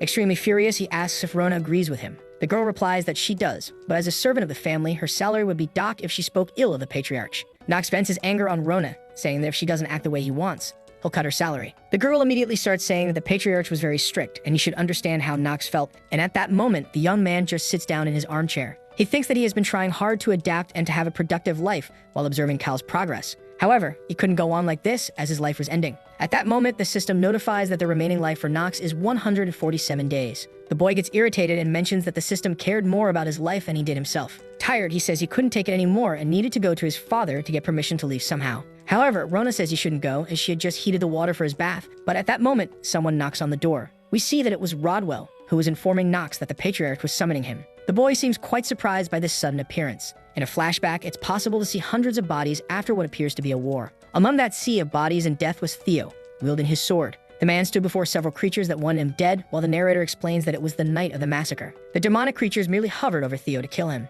Together, they charged at Nox's father to end a man's life. However, he held his swords in his hands, and they were emitting a dark energy. Theo, with ease, managed to kill all those creatures in the blink of an eye with his sword imbued with dark energy. It is revealed that all of that was a memory of the young man sitting in his chair. He also thinks about the swarm of demons that was there, the humans who were taken by them, and that the night of the massacre was something dreadful and a disaster. The young man starts to wake up, and suddenly a dark mass of energy emerges from his body. Theo mentions that someday one of his children will probably receive the Tyrant's Blade of Darkness, and he couldn't trust probabilities. He needed a talent that was certain because one of them would have to kill him in the future, as that was the family tradition. At that moment, Rodwell arrives at the location, saying that the young master would arrive soon, but Theo was annoying that he was late. The man asks his butler to bring Nox while thinking that the Forest of Lost Children was a place even he didn't know how to clear. Theo also mentions that he couldn't imagine that his son had accomplished such a feat, and in fact, it would be logical to reward him. However, the reason for the delay was due to objections from the family vassals, who didn't believe Nox had changed and began an investigation to verify if he had indeed cleared the forest. The man states that even he couldn't ignore the opinions of his family's vassals, so the investigation was a necessary process. At that moment, Nox interrupts him, introducing himself and paying his respects to the family patriarch.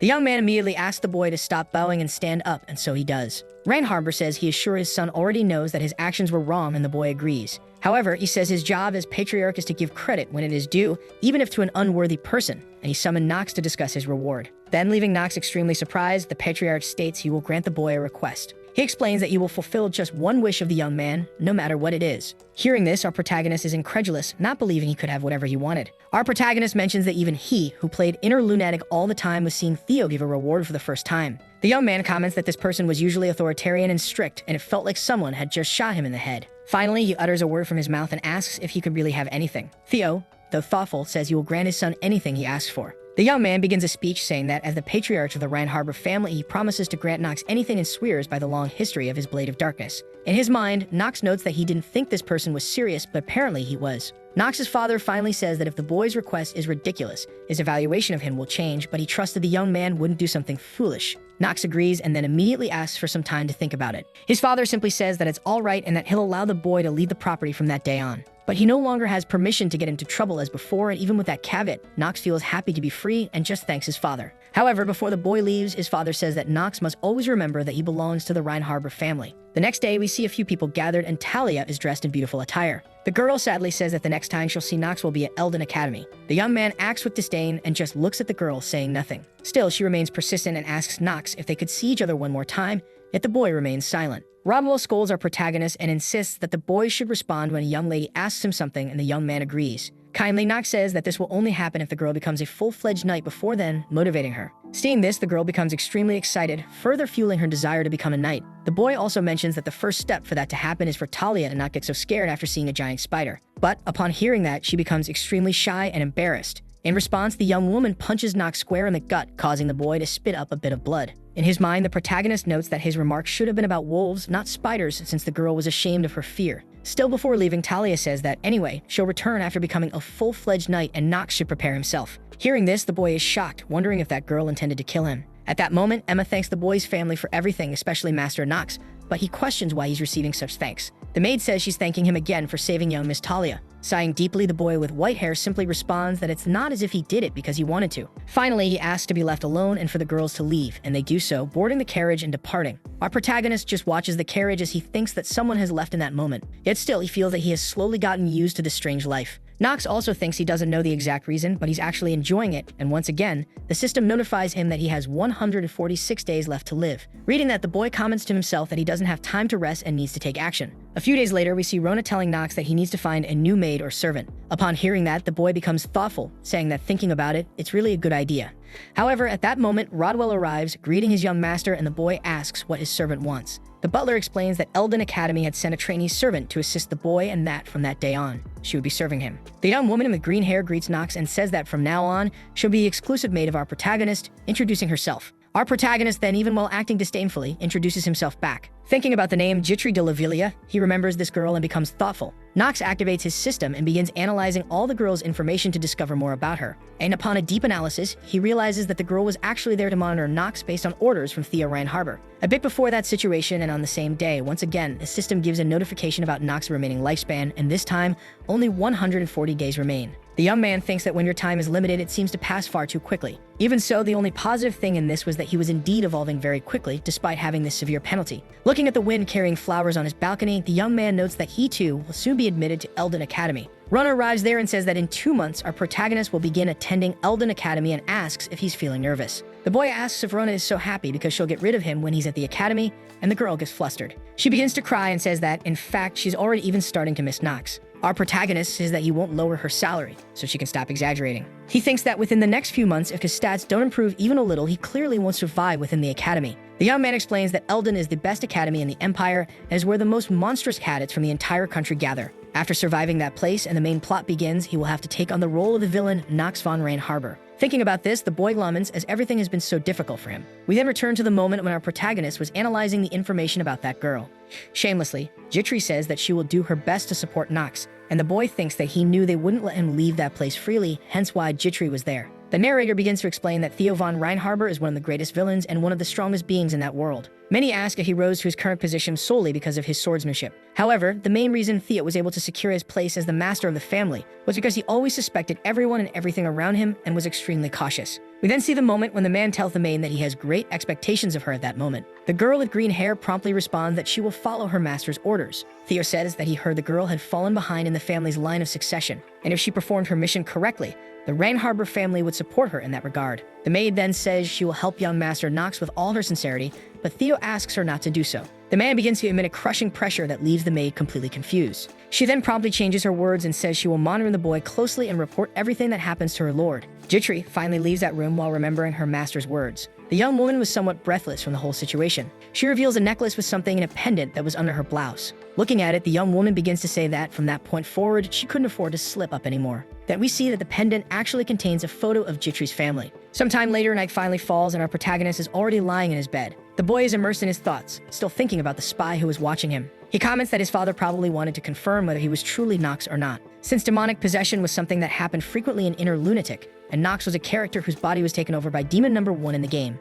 Finally, the boy states that as long as his father doesn't discover who he truly is, everything is fine. But actually, the only problem was Jitri. Our protagonist notes that as long as the girl isn't involved in the main story, it would be a waste to discard her. He explains that originally Jitri was meant to become the head of the Lavilia family, but her parents were killed by her uncle, and she lost her position as the next head. What happened after was obvious, and in the end, she became a servant for the Reinharber family, and she managed to escape from her family. Outwardly, it might seem that she was always smiling and cheerful, but inside, Jitri was already tired, hollow, and on the verge of breaking. So her final decision before the first part of the main plot of the story began was to take her own life, ending all her pain. Confused, our protagonist begins to wonder what he should do about that situation, since he didn't know if it was the right decision to change the story's plot and save a person who was meant to die. After all, if he did that, it would be like putting a noose around his own neck. The next day, we see Nox talking to his 2 maids. The boy says that from that day forward, he will hunt monsters within the territory's forest. And in addition, his 2 maids will go with him to assist him, but Rona seems uneasy about it. The girl begins to feel frightened as she didn't want to even think about the possibility of hunting monsters within the territory.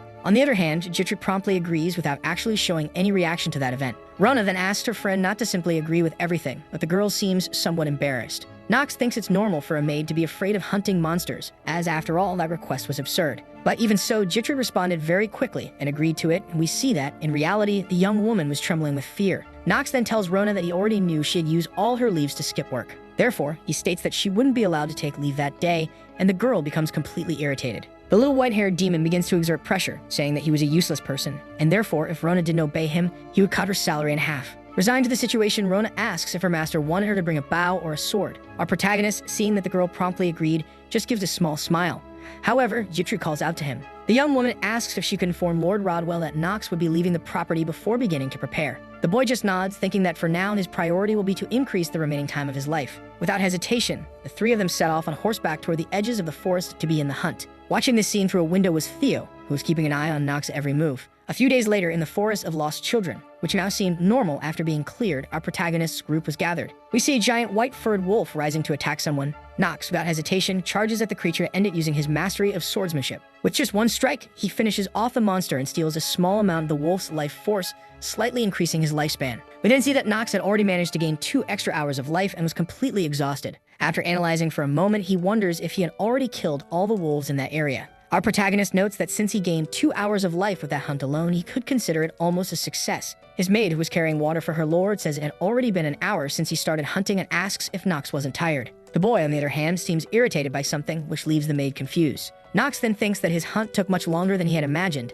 as he hadn't activated genius mode. In other words, he had only gained 1 hour, and he knew the calculations wouldn't be balanced. But it was unfair, and it wasn't like he could do it constantly. Upon closer analysis, Nox notes that his main concern was the limited number of monsters in that region. Moreover, he had already killed most of these creatures as he had been hunting for a few days, and at that rate, his plan for a good life would end up going down the drain. Nox tells the maid that not having as many monsters nearby anymore was also a huge problem. Jitri responds that she couldn't believe Nox considered that a problem, as if others heard what he was saying, they would call him crazy. Looking to the side, our protagonist notices the sun setting. He tells his maids that there's no other option, and for now, they should return to the mansion. The girl asks if she should heat the water for Nox's bath, mentioning she'll set it to a pleasant temperature for her master. Nox remarks in his mind that such attentiveness was truly expected of a hygiene assistant, and then he says he'd like to bathe before dinner. The young woman with a smile on her face promptly responds that she'll take care of everything. Rona, irritated and jealous, asks not to be forgotten and says she'll clean Nox's room, but the boy just replies that she can do whatever she wants. The girl quickly gathers her hunting gear and prepares to leave, still envious of the treatment her friend was receiving. The boy then calls for his maid Jitri, who promptly responds, asking what he wants.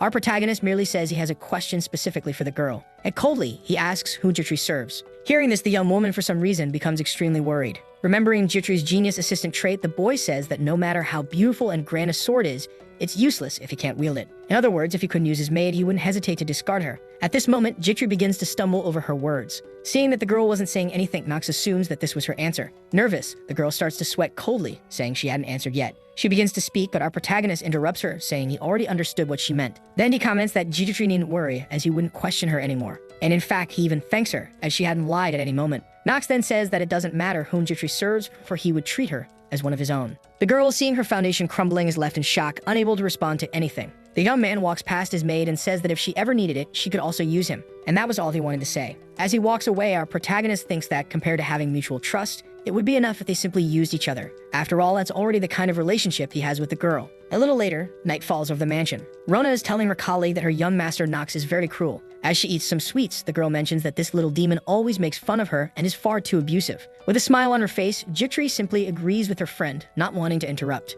In her mind, the girl comments that she had already heard rumors that young Master Nox had changed since she was still with the Lavilia family. And actually, she thought it was all made up, as it's rare for someone to change so drastically. But they said he defeated the twins with a single strike and earned the right to attend the academy. Furthermore, Nox also managed to solidify his position within the family, completely different from her, who, despite being a legitimate successor, had experienced a terrible downfall in her life. Looking at the photo of her parents, the girl begins to remember what Nox had said to her. Confused, she wonders what the boy meant when he said she could use him. A little later, an unfounded rumor began to spread within Rhine Harbor. This rumor claimed that Jitri had been expelled from her family, and that she no longer deserved to serve in the Rhine Harbor family. For some reason, the girl received a letter addressed to her. When she started reading, it was written that she, the incompetent successor who had sold out her family, would be held accountable for her sins. Additionally, Jitri would be deprived of all rights she held as a direct descendant. With despair in her eyes, the girl thinks that it also seems she couldn't stay in Rhine Harbor for much longer, and in fact, she had expected this. After all, among the shadow families, Rhine Harbor is one of the greatest. But even if she was being used as a servant for a useless person, she was a commoner who had lost her family and didn't have the right to serve him.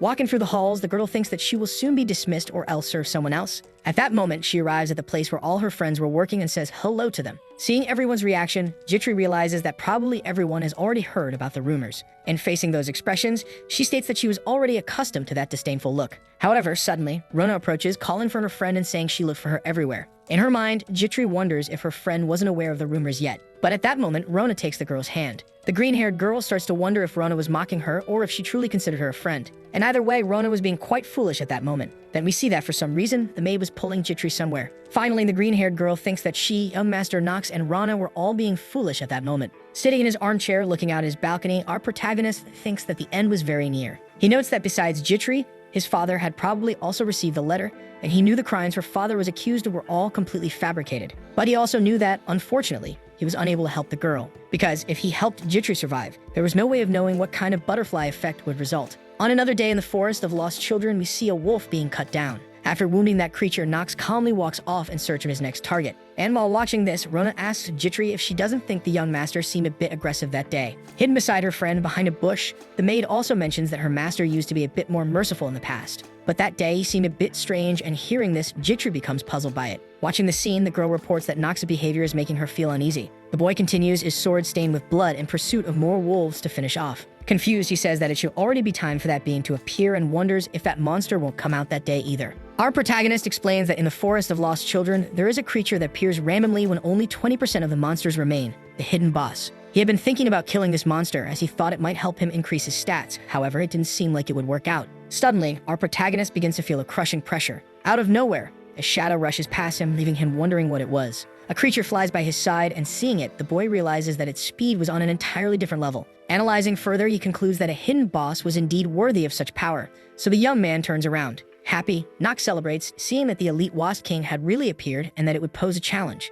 However, he notes that it's not as if this monster was on a level that he couldn't kill, and so a battle begins. Suddenly, someone calls out to the young master, and Jitri steps in front of the boy to protect him from the wasp's attack. Staying the scene and his maid being attacked, our protagonist thinks that even if Jitri hadn't helped him, it was an attack he could have blocked. However, he wonders why the girl tried to help him. Confused, he questions how many people would be capable of running toward a monster that appeared suddenly to save someone they cared about. Then, angered by seeing his servant being attacked, the young man declares that he too will have to use his abilities to save her. At that moment, he grips his sword tightly and immediately activates the Genius Mode skill. In a flashback, we see Jitri lying on the ground with her parents wondering why she always seemed to fall and cry. Lavilia remarks that it was what her parents always said to her, that her wounds never fully healed. However, this didn't apply only to the wounds on her knees but also to Heart's, and she wondered if, from the beginning, they had already foreseen everything. With this, the girl recalls the moment Nox asked her whom she served. This leaves Jitri utterly confused, uncertain of the real answer to that question. In her thoughts, she remembers the moment her uncle killed her family and claimed that the family now belonged to him. The girl continues to wonder whom she should serve as all of our protagonist's words flash through her mind. At this moment, the boy was worried about his maid after defeating the monster. Desperate, he asks the young woman to hold on just a bit longer and assures her that everything would be fine. He states that it was all over now and that he would take her back to be treated. Looking at Nox's expression, the girl thinks that the young man was lying and that, in truth, he never intended to use her. Nearly blacking out from her injuries, she begins to question. Why was his voice so shaky and angry? Then at that moment, she closes her eyes. In the Patriarch's office, reading a letter, Theo confirms that it was indeed a problem. Rabalel says that based on his investigation, the contents of the letter were genuinely true, and that the Lavilia family had decided to disown Miss Jitri for good. Theo remarks to himself that the reason he brought Jitri there to begin with was to take over her family, given that they had lost the previous leaders and were unstable. He imagined this would be the perfect opportunity to seize control, as the internal situation within the family was so unbalanced that the successor's position was uncertain. So if the Reinharbors got involved in some way, they could subdue that family. However, Theo wonders what will happen now that Jitri was expelled from the family before he could execute any plan. Finally, he tells his butler that he has no choice and questions what they should do about the girl. Rodwell asserts that, although it's unfortunate, if they keep a maid who doesn't belong to a family by young Master Nox's side, they would be looked down upon by Elden Academy, and the solution would be to handle this discreetly, to which Theo readily agrees. Suddenly, someone bursts into the room, calling for his lord, and Rodwell questions why the man entered without permission. He apologizes but reports that young Master Nox had arrived carrying a maid who was injured during his hunt. The man explains that the girl was poisoned and was in critical condition, and that Nox used an extremely expensive antidote without permission, which is why he was there to report it. The butler, surprised, asks his subordinate if Nox truly used the purifying mandrake potion, and the man regretfully confirms. Rodwell remarks that it was extremely costly, and Theo wonders aloud if Nox had become so attached to that maid so quickly. In his mind, Nox's father remarks that no one knows what result could come from a personal feeling like that. At that moment, in the mansion, Rona is frantically shouting, asking if Jitri is awake. Seeing her friend open her eyes, she starts crying and shedding tears. The green-haired girl is very confused, wondering what is happening and if Master Nox is safe. She remembers the moment she sacrificed herself to protect him and wonders why she did that at the time. Rona then explains to her colleague that the young master had given her a very expensive antidote, though she forgets the name of the potion. The maid explains that our protagonist threatened the doctor even though he didn't want to give the potion to Jitri, and that Nox had completely ignored everything else. In fact, she thinks the kind side of Nox still exists, and hearing this, Jitri wonders why Nox did that. Jitri tries to sit up, but Rona urges her to rest more as her wounds are still critical. But undeterred, the maid asks where Nox is. Rona informs her that he went to find the housekeeper, and that she should let him know when Jitri woke up. Then she leaves the room asking Jitri to stay lying down, promising to return soon. Ignoring the orders, Jitri stands up and goes to one of her bags. She starts packing her things to leave, affirming that she shouldn't be there. The truth was, she felt she didn't belong anywhere and didn't deserve anything. Feeling completely isolated, she opens the locket on her necklace to look at the photograph of her parents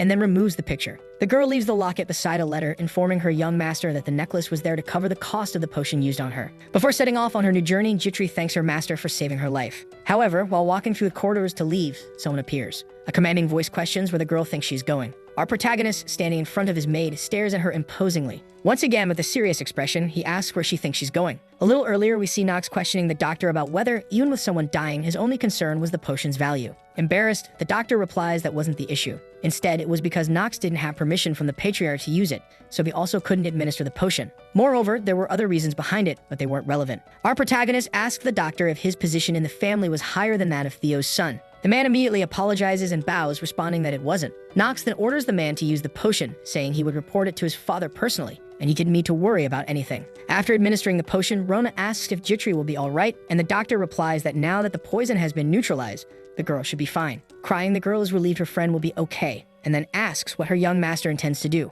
Before leaving the room, Nox asks Rona to notify him as soon as Jitri wakes up. Elsewhere, Theo asks his son what he wants, noting that it's quite rare for him to seek him out. Finally, the man asks if his son is there because of that maid. Before speaking, our protagonist activates his master of acting skill. Nox says he remembers that his father promised to grant him anything he wanted, and the man readily agrees. Then the young man states that he wants Jitri de Lavilia, even if she has been disinherited by the family. Theo feels somewhat apprehensive about the unexpected request. Our protagonist says to himself that whether it's a butterfly effect that influences the main plot or Theo's spy, such things no longer matter to him. And that day, when he saw Jitri try to save him, he realized something. The answer she hadn't given him before about whom she served. Through her actions, Jitri had now responded, practically affirming that she served Nox. His father concedes, saying he understands and that if that's what his son wants, he shall have it. The boy stops bowing and stands up to have a conversation with his father. He tells the patriarch that his useless son has just one more thing to say. The man, already fed up, asks Nox to just say what he wants. Nox begins to grow irritated, and the system notifies him that the effectiveness of the master of acting skill is declining due to his state,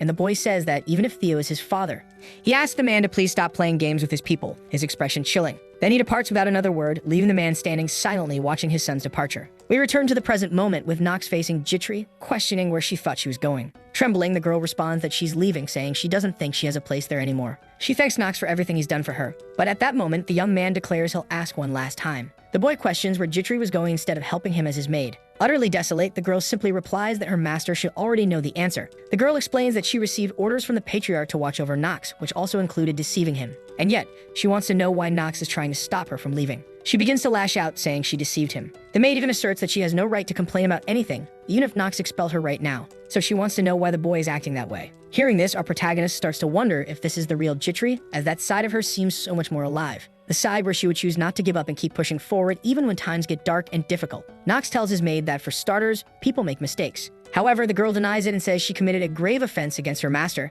to which Nox responds that that's exactly why. He notes that after making such an affront, she couldn't just leave without compensating him, and he asks who said she could go. Upon hearing that declaration, Jitri is in complete shock. Finally, Nox commands Jitri to stay there, saying he doesn't know what his father thinks, but he doesn't need the Lavilia family's name. In truth, he only needs his maid's talents. As he walks past her, the young man states that he wants her there and wants her to stay by his side, helping him until she can make up for everything. Hearing this, the girl is overwhelmed with joy, as since her parents' death, she has never heard such beautiful words. She starts to cry and then tells her master that she understands everything he said. With tears in her eyes, she says she will stay by the young man's side to the end and help him. With a smile on his face, Nox simply replies that that's great. Once again, Jitri says that her master had once asked her whom she served, and Nox replies that yes, he did. Finally, the girl asks if our protagonist already knew whom she served. Excited, the boy responds, saying he knew very well whom Jitri served. Some time passes, and we see Rona telling one of her friends that the young master had threatened the doctor, saying he would kill him. At that moment, the young man arrives and asks his maid to avoid insulting him right in front of him,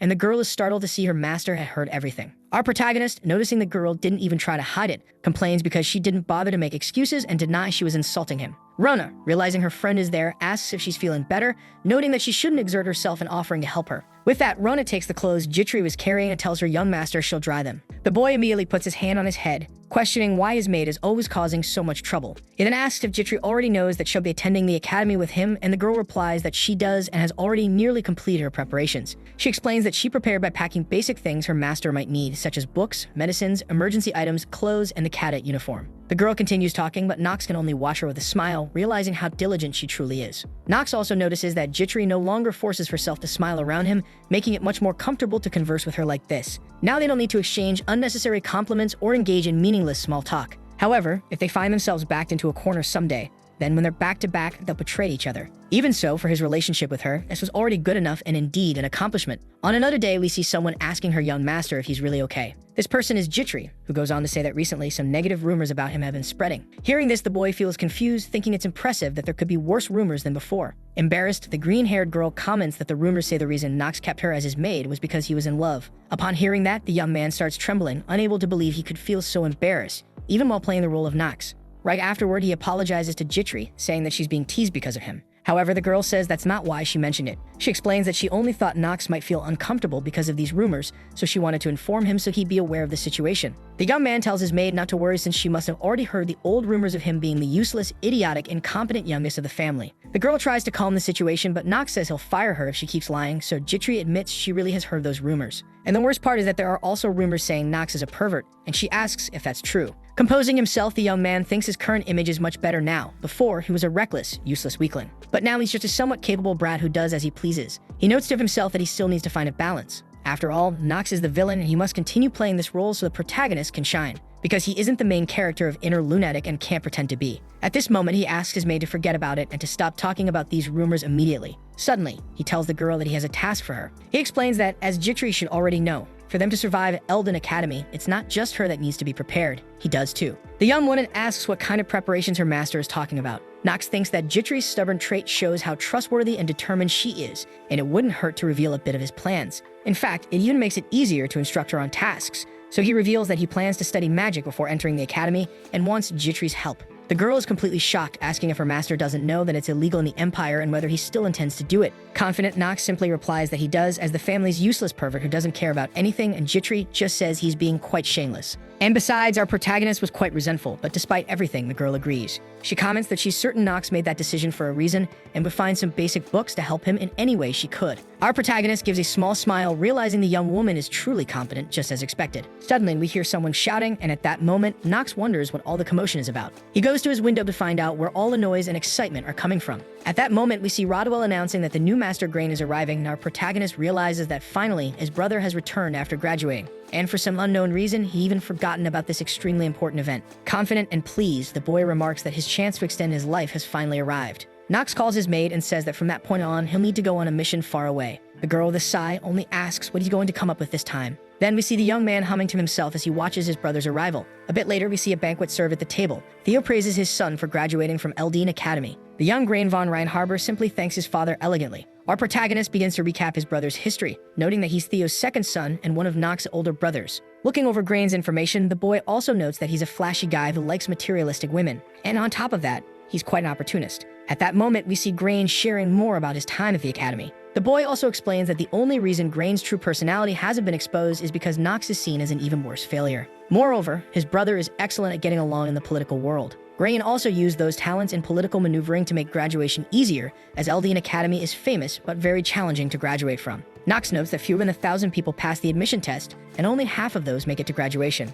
At that moment, Theo asks his son if his departure date for Chaders has already been decided. Grain replies that it has, as he'll head to southern Chaders in 3 days. The patriarch then remarks that if he's going there at this time of year, it must be a monster hunting mission, to which the boy agrees. The narrator explains that Chaders lies just beyond the Reinharber Range. It's a neutral southern territory bordering the undeveloped desert. There, besides being barren, it's also infested with monsters and is the worst kind of wasteland. Grain's mission is to stop a wave of monsters, as the Arkham Empire has a rule that one must complete their first assigned mission to become a knight. Grain explains to his father that when winter arrives, Chaders always fills with monsters, and it seems the Imperial family wants to take some preliminary measures. Theo responds that despite being an outer land, the other districts will suffer too if it falls. So he asks Grain, under any circumstances, not to tarnish the Reinharber name. The boy simply bows and replies that he will remember that. Nox, listening to this, thinks that the Chaders mission isn't just a simple monster hunt. The one end is just a side story. There are several other, even more complex plot lines involved. Therefore, he needs to profit greatly from it. Our protagonist finally speaks up at that dinner and asks if his brother is really going to Chaders, to which the young man replies yes. Thinking that logically, to gain that profit, he'll have to join the subjugation in Chaders himself, he asks Grain if he could go along. His brother and father are completely surprised by that request from the family's useless member. His brother asks Nox what he's talking about and if he even knows what kind of place that is. Surprisingly, Nox replies that he's heard it's a neutral territory where monsters attack suddenly, in an unpredictable way, and that bandits dominate. Hearing this, Grain responds that he's recently heard a lot about Nox, and at that moment, our protagonist recalls that Grain's ability is called precise detection. So Grain asks if it's true that Nox really cleared the forest of lost children with the second daughter of the Stillreiner family. The boy replies affirmatively, while in his mind he notes that Grain's skill detects lies if the target's status is lower than his. In summary, that's the skill that made him an expert in political games in their world. And at that moment, Grain begins reassessing everything Nox has done. Our protagonist simply replies yes, while thinking that his seal mentality skill counteracts precise detection. Nox's brother, irritated, just says that he's achieved many good things lately, but he can't allow him, someone who hasn't even been admitted to Eldian Academy, to accompany him on this mission, as he doesn't want to be the one retrieving Nox's corpse afterward. For some reason, Theo stands up and asks his son to wait, then says he thinks he can personally ensure that won't happen. At that moment, in an unexpected move, the man orders his son to take Nox with him. Grain tries to protest, but Theo simply states that it's an order. Nox remains silent, stunned by his father's action, and finally, Theo mentions that their family will provide the necessary supplies for the mission. Moreover, Nox should make the necessary preparations to depart in 3 days. The boy, confused by the entire situation, questions what just happened and if his father really granted him permission that easily. Reflecting on it, he wonders if his father is planning something with that decision. Nox's brother, completely furious with what's happening, demands to know what Nox is plotting. Grain also asks if Nox has truly lost his mind, exuding an intimidating aura. The young man responds that no matter how crazy it is, he can't be any crazier than he already is, and Grain questions if his brother really dares to joke. The older brother grabs Nox by the collar, warning him to be careful, since it would be a shame if he got hurt after gaining that rare chance to go to Chaders. At that moment, someone accidentally spills a glass of wine. We see that the one who slipped and caused this was Jitri, who is utterly shocked. In reality, the wine spilled over Nox, and Jitri, embarrassed, apologizes, saying she'll wash it for him immediately. Grain releases Nox, treating him with disdain. Nox tells his brother it seems his maid made a mistake and then apologizes on her behalf. After that, he excuses himself and begins to leave with Jitri toward his room. Before exiting through the door, the boy says he'll see his brother in 3 days when they head to the subjugation in Chaders. Hearing his brother's insinuation, Grain just watches Nox leave, seething with anger. A short while later, we see our protagonist thanking Jitri after changing clothes. He remarks that thanks to her, he managed to get out of a problem, and the girl responds that her master certainly has a knack for getting into trouble. Confused, she asks if everything will really be okay since Chaders is such a strange place, and Nox merely responds that it'll be fine. Suddenly, Rona's voice rings out, echoing through the room as she calls for her master. She asks where their young master just said he was going. Hearing this, our protagonist questions if his maid forgot that he is the young master here. Nox simply replies that everything has already been decided, thinking to himself that the news of a useless person joining a subjugation in Chaders is indeed shocking. Jitri, concerned, also speaks up and says she's siding with Rona this time and won't stay silent. She asserts that she thinks the Chaders region is very dangerous, with hundreds of monster and bandit attacks. Nox thinks that's exactly why he's going, as it's his chance to increase his lifespan.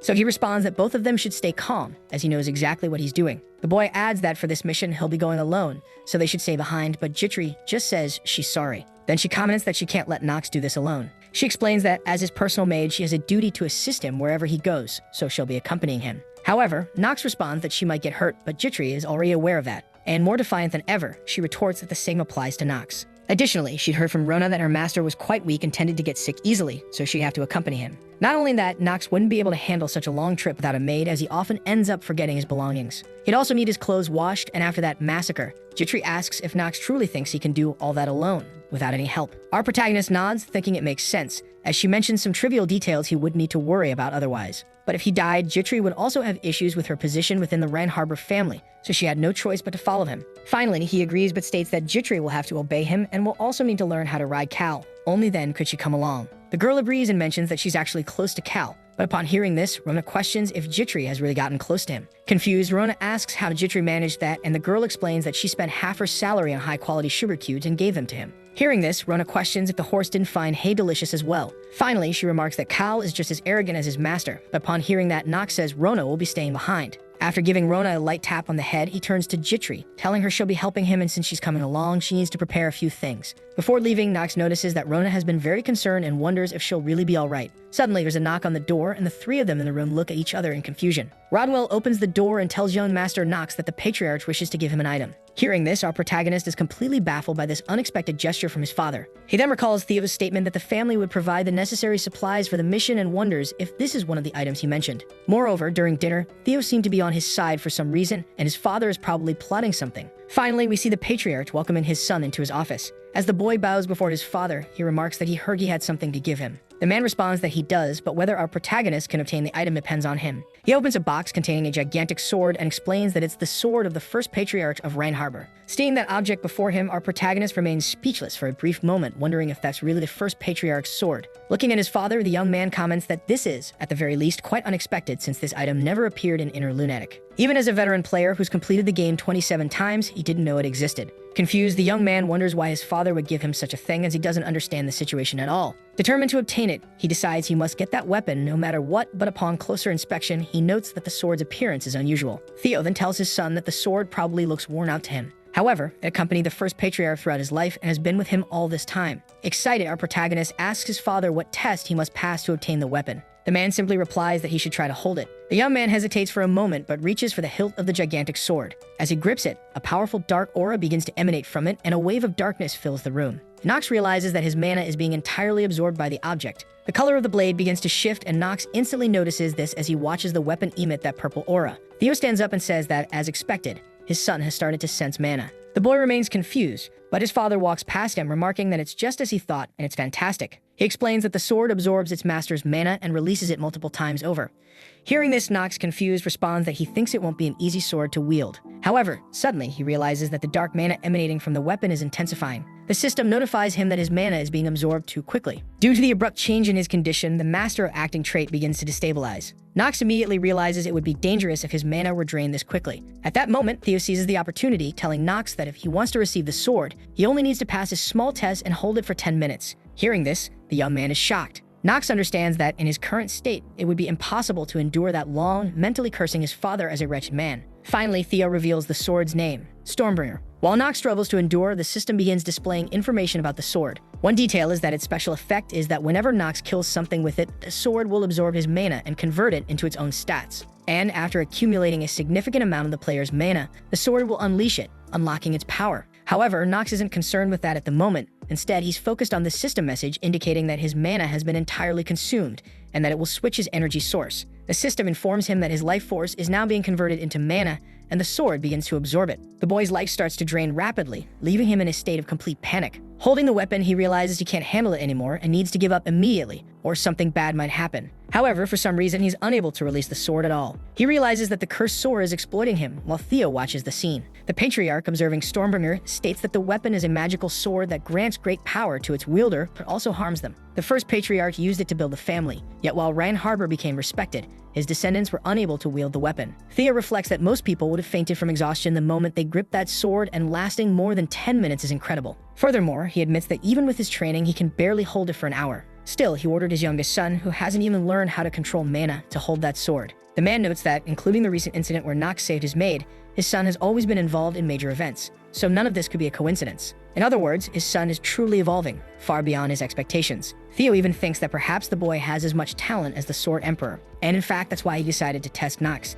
If he can endure wielding it for 10 minutes, it means he could become the greatest patriarch in the history of their family. At that moment, our protagonist places the sword's tip on the ground and begins to rise. Finally, Theo reflects that Nox will probably surpass him, and eventually, he'll be able to kill him, which is exactly what he desires from his son. Watching Nox, the man remarks that, as he thought, the boy was indeed hiding his strength. The young man questions what his father is talking about, but seriously, Theo merely walks past him. Imposingly, he declares that from now on, the sword Stormbringer belongs to Nox. The boy, sweating after all he's endured, simply thinks that this is a nightmare. He comments that he should at least get his life force back before his father just leaves. 3 days later, we see the cavalry prepared for the Chaytor's subjugation journey. Jitri, riding on the same horse as Nox, mentions that she had a lot to bring, and luckily, the dimensional bag could hold it all. Nox, however, maintains a serious expression. Seeing this, the young woman thinks Nox is very anxious for the mission, but suddenly, he seems to be in a foul mood for some reason. Our protagonist is only thinking that despite Theo giving him another item besides Stormbringer, he's not even remotely grateful after seeing all of his hard-earned life force disappear. Observing his brother, the boy comments that Grain really brought a lot of stuff.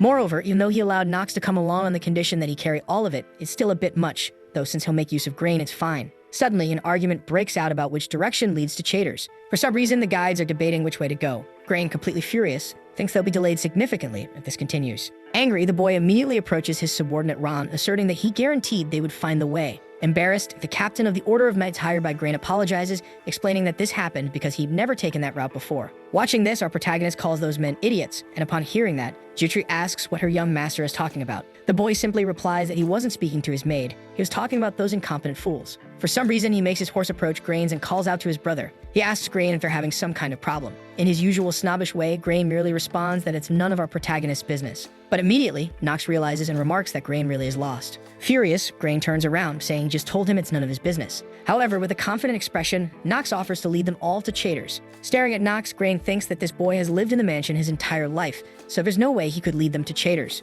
But for some reason, Nox, confident, asks Grain to let him guide the expedition, noting that he's skilled enough that even the family vassals praise him. Hearing this, Grain appears thoughtful, while Jutri thinks the lie is absurd, even for her master. Grain considers that it could be an issue if they arrive too late, but wonders what would happen if Nox fails to lead them there. If that happens, he'd likely be able to crush his brother's confidence, so maybe taking a small detour isn't a bad idea. Finally, Grain tells Nox that since he's so confident, he'll let him leave for now, and the boy smiles at his brother. Our protagonist then takes the lead on his course, Cal, and starts heading in a direction. Sometime later, we see a campfire and a camp set up by Grain's vassals. Outraged, Grain questions his vassals, asking how Nox managed to find the correct path so quickly. He states that the South hasn't even been fully explored yet, and even trained guides struggle to find the way there. None of this makes any sense. Irritated, he continues, unable to believe that his brother actually did it, even though he's never left the mansion. Nox, behind a tent, listens to all the complaints. He thinks to himself that he knows this route better than anyone. For a veteran player, this is a piece of cake. Nox even remarks that he's visited Chaders hundreds of times and that the area is a strategic point. At that moment, Jutri arrives, calling for her young master and asking how he found the way so quickly. The boy points in a direction and asks if she sees what's on the ground. He explains that those are the footprints and feathers of an owl bear. This is a monster that lives in the south with the body of a bear and the head of an owl, and its habitat is on the southern border of Chaders. In other words, if he follows the direction of these tracks, it's easy to find the route to Chaders. Concerned, Jutri asks if it's safe to camp in an owl bear's habitat that night. Nox replies that those creatures fear fire and won't come to the camp with this many people around. All of Grain's vassals praise our protagonist, impressed by his skill. Hearing this and even being compared to his younger brother, Grain becomes completely furious. He turns to his subordinates, Schultz, and questions if Hartz and Allen really lost to Nox. Grain's butler promptly responds that yes, that's what happened. Determined, Grain says he needs to see how strong Nox is. His butler then responds that fortunately, he has the perfect item for that. He pulls a small leather pouch with an item inside from his clothes. Seeing this, Grain laughs wickedly, saying it looks like Nox will have a very long night. At that moment, we see Jutri and Nox coordinating the vassals to set up the camp. Finally, after everything is in order, night falls over the camp. The guard on duty is asleep, and a horrendously ugly, ogre-like creature begins to approach the camp from the forest. From one of the tents, Nox awakens and realizes it has already begun.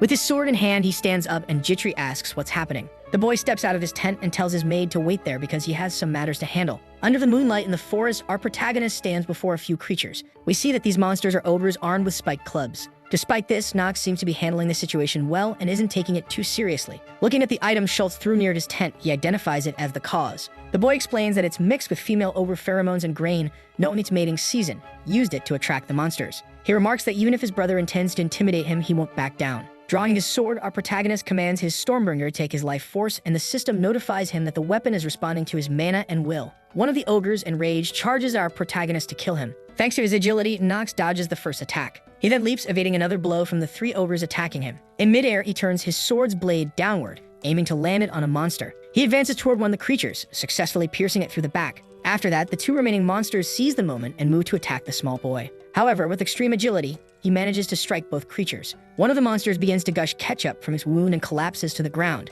Seeing this, Nox realizes that his sword is indeed powerful. He comments that he was worried about potential issues if it began to consume his mana recklessly, but it seems he worried for nothing. Once again, he turns to one of the creatures, now staggering from the initial sword strike, and hits it again. In his mind, the boy notes that it feels as though his sword is moving exactly in the direction he wants. After finishing off 3 of the ogres, he notices only 1 creature remains. The last monster drops his weapon and becomes extremely intimidated by Nox's presence. It turns to run, and our protagonist thinks he can't let it escape. The young man whistles and calls for his horse, Cal. Cal, who is asleep, promptly awakens, and suddenly, his mane begins to glow. At that moment, Cal passes by our protagonist, who mounts his steed. The 2 of them quickly chase down the ogre, determined not to let it get away. Without mercy, Nox ends the life of the unfortunate creature while riding his horse. After the last ogre is defeated, the system notifies Nox that he has gained 1 day and 9 hours of life from defeating the ogres. At that moment, Jutri emerges from the tent concerned about her young master's well-being. As he dismounts from Cal, the young man reminds her that he told her to wait in the tent, and Jutri, confused, asks how those ogres appeared at the edge of the forest.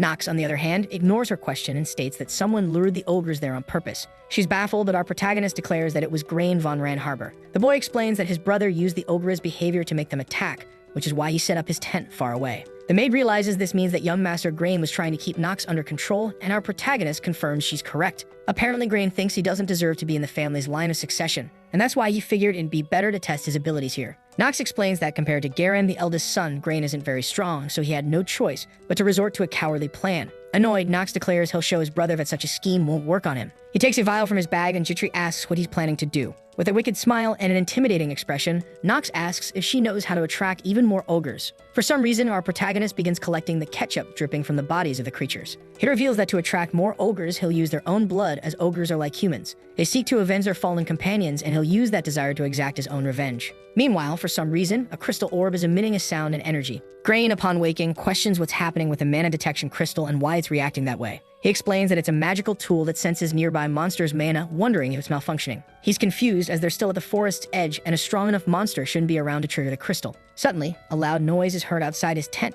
and his subordinates begin shouting for their young master. Schultz enters the tent, urging his lord to flee immediately. Grain, bewildered, demands to know what all the commotion is about. As he steps out, he sees multiple ogres attacking his subordinates, and Schultz explains that the ogres appeared suddenly in large numbers. Nox's brother is in complete shock, asserting that those creatures shouldn't be there. By morning, a pile of ogre bodies lies among the camp's ruins. Enraged, Grain is berating his subordinate, calling him a fool. Frustrated from a sleepless night, he asks if Schultz placed the pheromone item on his tent. However, Schultz quickly replies that he'd clearly put it on young Master Nox's tent. Meanwhile, our protagonist is just waking up after a long night's sleep. The young man remarks that it's a beautiful morning and asks if his mate agrees, but Jitri merely suggests he should have breakfast. He sits by the fire and invites Jitri to join him, but she insists that, as a servant, she can't eat alongside her master. Nox responds that they're on a mission, and it'd be inconvenient if she had to prepare food separately. He also jokes that it'd be bad if a monster appeared. Trying to spoof Jitri, he mentions that dozens of ogres might show up, just like near his brother's tent. Jitri rubs her head, and Nox asks what's wrong. She replies that her master is quite shameless. Nox merely laughs, telling her she'll soon get used to it. Meanwhile, Grain is ordering his subordinate to take down all the tents as they're preparing to move out. Looking at one of the blood-stained tents, Nox thinks it needs to be discarded. Otherwise, it'll continue attracting ogres. His maid asks what he plans to do next and if they should assist Grain. However, Nox firmly declines, saying he has no reason to help since his brother is an outright jerk. Jitri is confused, pointing out that if they don't help, the creatures will keep being attracted. Our protagonist agrees, noting that even if they move away, the ogres will likely keep following. In his mind, though, he admits this is exactly what he wants, though he's sure Jitri will scold him later. Nox tells himself he needs more ogres to increase his lifespan and that they'll soon need the ogres for something else. As he looks up the sky, he smiles, anticipating what's to come. Elsewhere, we see something happening underground, with the earth beginning to crack. Finally, Nox tells Jitri they should pack up and get ready to move. Deeper in the forest, we see an ogre walking calmly until something approaches it from behind. Before it can turn, the ground beneath it collapses, and all that's left is its ketchup spilling out. Riding his horse, our protagonist reflects that it's already the second day, and he's successfully familiarized himself with the terrain. He thinks to himself that Chaders is still far away, which is somewhat concerning, but everything is going smoothly. Suddenly, his brother approaches on horseback to speak with Nox. Rain asks what he intends to do about the ogres following them, questioning if he really has a plan. Nox, with confidence in his gaze, promptly replies that he does. He explains that they could kill the ogres, but doing so would attract other monsters, so it's better to focus on leaving the forest quickly. And finally, he mentions that the ogres will no longer be a problem if they manage to escape, but Grain seems reluctant upon hearing all of this, as he didn't trust Nox. The boy promptly complains while thinking that suddenly, his brother had taken command of the soldiers without him noticing and was being praised by everyone. Suddenly, one of the soldiers approaches young Master Nox and asks why the boy kept hitting the ground with that branch. And for some reason, our protagonist reveals that he was doing it because monsters could appear at any moment. All the other soldiers, upon hearing the word monster, become completely frightened, not knowing what was lurking nearby. Before Nox could say more about it, the ground beneath the horses begins to tremble. Jitri, in this situation, is completely scared, not knowing what she should do. Something starts cracking the ground and emerges from beneath, revealing itself. But, on the other hand, Nox seems actually quite excited, claiming that here it came, the worm. Then, from under the ground, a grotesque creature with a completely disgusting mouth and no eyes, similar to a demogorgon, appears. Nox explains that the worm is a monster that resembles both a worm and a serpent, and an inner lunatic. It is known as a malformed dragon. The boy comments that because of this, that gigantic creature couldn't use magic, but it was still quite famous for being very strong. Since even if dozens of ogres came running towards it, the worm would still be the hardest monster to defeat. But, in truth, Nox was very eager about that monster while thinking about the things he could gain from defeating it. The young man mentions that the soldiers would probably be shocked if they found out he was trying to lure the worm to the surface by hitting the ground. Then at that moment, he orders all his people to hide quickly in the bushes. The soldiers are completely confused by that decision as they were getting ready to attack. The only thing Nox says to himself is that the enemy of his enemy is actually his friend. Then we return to the moment when he told his brother Grain that in fact the ogres wouldn't be a problem. Suddenly, a huge rumble occurs, as if several people were running in one direction, and the soldiers become startled. At that moment, Nox reveals that he never intended to get rid of those ogres from the start, and thus an army of them can be seen approaching. Jitri is completely confused and warns the young master about the approach of those creatures. Nox, on the other hand, just says that the girl doesn't need to worry as he actually has a plan. Our protagonist asks his servant if the girl knew which monsters the worm both loves and hates at the same time. The girl becomes even more confused, but before she can say anything, the ground trembles, and she moves closer to Nox. At that moment, the young man reveals that the monster the worm most hated and loved were the ogres, and so battle between the two species begins. The boy explains that ogres are the worm's primary source of food but are always seeking revenge, so both are basically enemies. And that's why skilled adventurers know very well how to use this information. The worm, with its extremely odd mouth, lunges at one of the ogres, immobilizing and immediately finishing it off. However, at that moment, other creatures start attacking that gigantic monster. And finally, everyone realizes what was happening and sees that the monsters were attacking each other. Grain, who was hiding in the bushes, becomes completely irritated, wanting to know how Nox knew something like that. Jitri, confused, asks her master if they should just wait now. Meanwhile, the creatures continue in their fierce battle, but for some reason, Nox picks up a stone and throws it. This stone hits one of the ogres, and the boy continues doing this to several of them. Confused, Jitri questions what her young master is doing and asks if he didn't know the ogres might attack. The worm then defeats more of its arch enemies, and at that moment, our protagonist's strength begins to increase and his life is extended as well. The boy mentally apologizes to his servant and states that he needed to cause damage to the ogres at least once to gain XP. In the blink of an eye, the battle ends, and finally the worm defeats all its enemies. Grain comments that his brother did well in using the ogres, but in the end, those creatures lost, and he asks what they should do. The young man says that it will be very difficult to kill the worm, and for him to escape, he urgently needed to take action. Suddenly, and without hesitation, Nox stands up and orders all his people to prepare for battle. The boy comments that his vassals could throw spears or flaming arrows into the monster's mouth. Without hesitation, the soldiers rise and promptly begin to follow Nox. Thus, the battle begins and everyone starts firing projectiles toward the mouth of that worm. The monster recoils a bit after so many attacks, and at that moment, Nox draws his sword and states that now it's his turn. He activates his powerful ability Genius Time and begins to see everything in slow motion. Time practically stops, and all the projectiles in the air are frozen. In the blink of an eye, our protagonist charges toward his enemy to put an end to that battle. He leaps into the air, heading for the monster's mouth, which was practically paralyzed. With extreme agility, he delivers several slashes toward the worm and then lands on the ground as his ability deactivates. The monster, before anyone could see what had happened, is completely sliced and shredded, and at that moment, the system notifies that Nox's life has been extended by 10 days. The creature's body falls beside our protagonist, and seeing how much time he gained, the young man comments that it was much more than he expected. He also mentions that he thinks it was pretty good for a medium-sized monster, but that if it weren't for the ogres, they wouldn't have managed to kill that creature. Nox's stamina reaches 5, and the effect of his Blessing of Evolution trait disappears. The boy then mentions that along with the curse and the weakness, he also ended up losing the Blessing of Evolution. But on the other hand, he finally managed to reach the much-desired 5 in stamina. Two soldiers approach our protagonist, asking if the boy had gotten hurt anywhere, but Nox replies no and congratulates his comrades. All the soldiers begin to praise the young master, saying that he was truly amazing. However, proud as he was, the boy merely responds that it was nothing and that they should reorganize. But on the other hand, once again, the ground starts to crack in one place. Confused, Nox is completely frightened, and at that moment, another worm emerges. Our protagonist is very scared, not understanding why there were more of those worms there. Suddenly, an unknown figure appears and, in the blink of an eye, manages to slice that worm in half. We see that this person had white hair and wore a monocle. Nox, still shaken by the whole situation, wonders what that was. And looking at that unknown being, he questions why that person is there. That person lands on top of the worm's body, and Nox calls him the Sword Genius. Our protagonist thinks that this character was the strongest in Inner Lunatic and is Celsus's student and one of the 3 sword emperors alongside Theo. And his name was Paracelsus. Then at that moment, the genius tells Grain that he just saved him and yet received no thanks. Nox keeps staring at him and simply thinks that Paracelsus, besides that, hates nobles with all his might.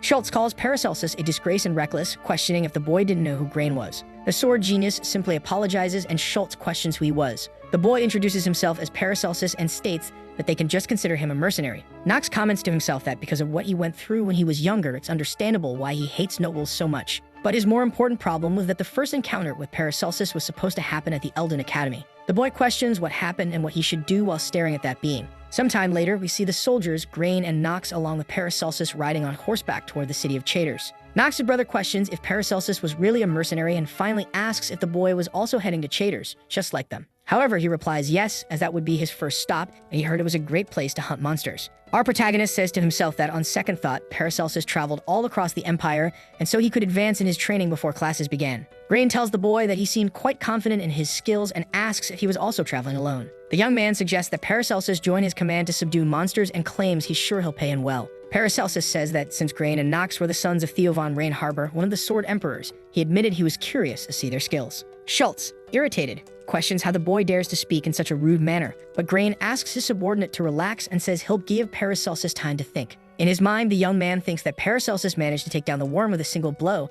so he needed the boy by his side. And with a malicious expression, he states that this is how he'll regain the soldier's attention since Nox was the center of attention at that moment. Sometime later, we see a small town with a few people. Nox informs his brother that they finally arrived, while thinking that this was indeed Chaders. Looking at the number of people there, the boy notes that the town seemed even more deserted compared to what was in the game. Grain, glancing around, sees that the town was quite run down with various rats wandering about. A peasant child approaches and asks the noble if he could get something to eat. However, the boy acts disdainfully and just walks past the girl, ignoring her. Nox also ignores her, and Paracelsus seems uncomfortable with her attitude. Suddenly, a tall man with long hair approaches our protagonist's group. The man introduces himself as Tegan and states that he is the head of security for that village. He mentions that they must be Lords Grain von Reinharber, who graduated from the academy, and Nox, the younger brother. Tegan also states that he was informed beforehand that the two would be coming there for their investigation mission. Paracelsus comments that this encounter with the sons of a sword emperor from Reinharber was impressive. He had high expectations when he heard that the proud family would personally come to Chaders for a subjugation mission. But although Nox managed to handle the worm with a somewhat decent sword technique, he thought the two were still just spoiled young masters. And observing Nox, the young man comments that the two were a disappointment. He remarks that once again the town fails to function properly, as the Night Order is busy diverting the people's money to fill their own bellies. Moreover, the citizens are unable to defend their position against an order of monsters and would be satisfied just to have something to eat. Tegan then says that since it's already late, he'll explain the mission details tomorrow, and Nox and Grain should rest from their long journey at the inn. All the soldiers begin unpacking and tying up the horses. Meanwhile, Paracelsus approaches Grain and starts talking about the earlier proposal. The boy gets excited, thinking that the genius was going to become one of his subordinates, but the young man responds that he won't accept the proposal. The spoiled boy questions the young man about what he intends to do. Furthermore, he asks if Paracelsus plans to fight against an order of monsters alone. Paracelsus replies that he will first act according to what he had already planned, but before that, he wanted a safe subjugation for Grain.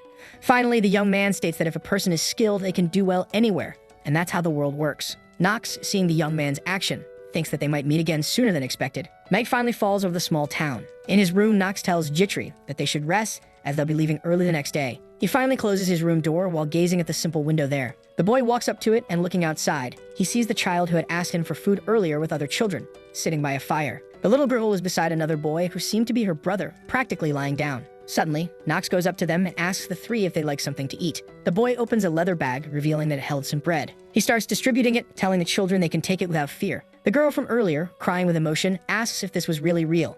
Our protagonist in his mind states that he couldn't save everyone, so he saw this as just a display of kindness and generosity. The girl begins to thank our protagonist, while Nox thinks that he wants to create a future where those children don't have to beg for food. But for that to happen, he first had to survive Chaders. Jitri, who was behind a wall observing the scene, thinks that she knew this would happen since Nox had just been acting tough before. While walking through the village with Nox and Grain, Tegan says that, as they may already know, the southern region of Chaders typically becomes infested with monsters during the winter, and that is why they always request funds and reinforcements from the imperial family to help them. Grain then, while looking at the walls, asks if those things are meant to protect the village, and Tegan says yes, but they've been there for a long time and need some repairs. We then see that the fences around the town were completely worn out from monster attacks. Nox, while walking around, thinks that it won't last even an hour before being destroyed when the wave of monsters begins. The boy also explains that being just a subchapter, it was his choice, whether he would save that village or not, and most of the time, he chose to save Chaders. And in fact, the reason was quite obvious, as that town had high value and the future would become a very expensive piece of land.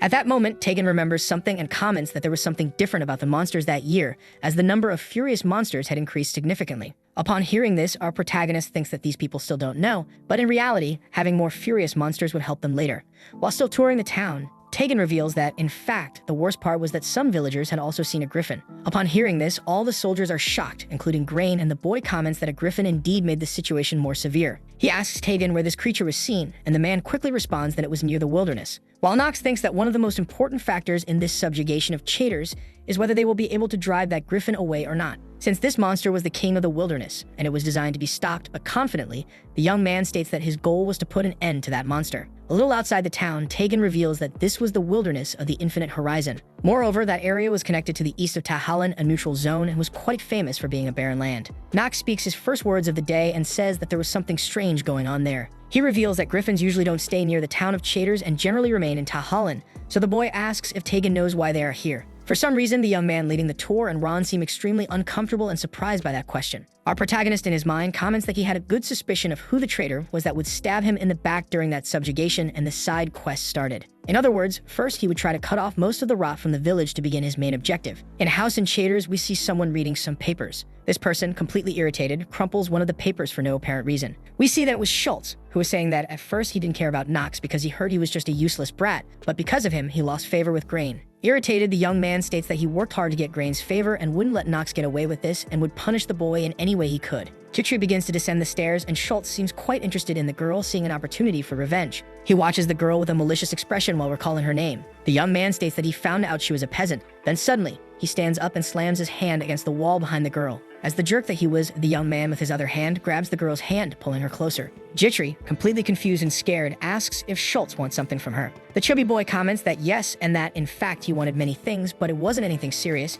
He just wanted to have a conversation with the servant, just the two of them. However, Jitri, not being naive, quickly pulls her hand back, freeing herself. Still bothered, the girl comments that she had nothing to discuss with Schultz in particular. Irritated, Grain's butler says that there was nothing wrong with that since, even though he was a knight in service to his master, he also deserved a little fun. And this also applied to the servant. Then he places his hand on the girl's shoulder, harassing her. At that moment, Jitri, in her mind, thinks that if she rejects the advances of that guy now, young Master Nox will fall into disgrace with young Master Grain, and he might get into trouble and attract unnecessary attention from the family. Furthermore, she didn't want her young master to suffer in any way. That's why, even unwillingly, the girl begins to give in. Schultz, furious, says that thanks to the girl's master, all the efforts he made for 10 years went down the drain, and he was going to make Jitri repay him. Suddenly, Nox arrives and comments that Schultz probably wanted something in exchange and that he would pay personally. Then the boy separates Jitri from Schultz. The way he does this is anything but pleasant as Nox rips the chubby boy's arm off. With a malicious expression and his bloodied sword in hand, the boy questions Schultz how he wanted to be rewarded. On the ground, the chubby boy is completely desperate, questioning what the boy was doing and then claiming that even he wouldn't be able to escape the consequences of this.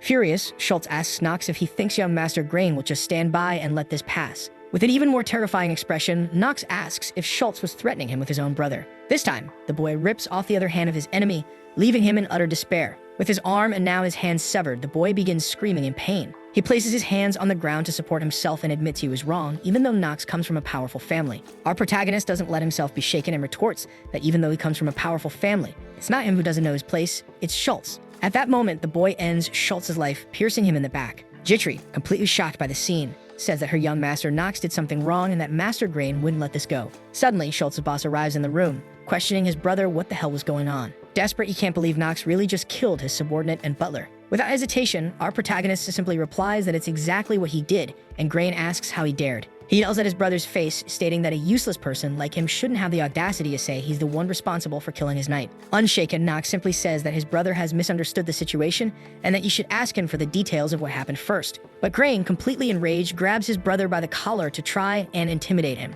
He gets closer to Nox and asks why the boy killed his butler, then states that if he doesn't provide a reasonable explanation, he won't let him get away unpunished. The young man then reveals that Schultz tried to sexually assault his servant, and as her master, he couldn't just stand by and watch that scene like a child. Grain seems to handle that poorly and says that the servant was just a peasant. However, Nox starts emitting a powerful aura and questions what his brother just said and if he could take responsibility for this. With a terrifying expression, he grabs Grain's hand, pulling it away from his collar, and the boy is completely intimidated by his brother's power. Grain thinks that, in fact, his useless little brother was quite talented, and he can't believe it. The boy steps back and says that Nox should at least have reported this to him first, but the boy replies that he was the family's famous useless one. In other words, he wasn't used to doing things like reports or waiting. That's why he suggests that the two leave the problem for their father to solve after they return home. Grain becomes completely irritated, realizing that his brother wanted something from him and responds that he'll leave the decision for when they return home. With a smile on his face, the little white-haired boy replies that it was a great choice, and at that moment, he calls for his servant. The two leave the room while his brother watches Nox leaving, wondering when he became so strong. Confused, Grain also thinks that, in fact, that sword his brother was holding he had seen somewhere before.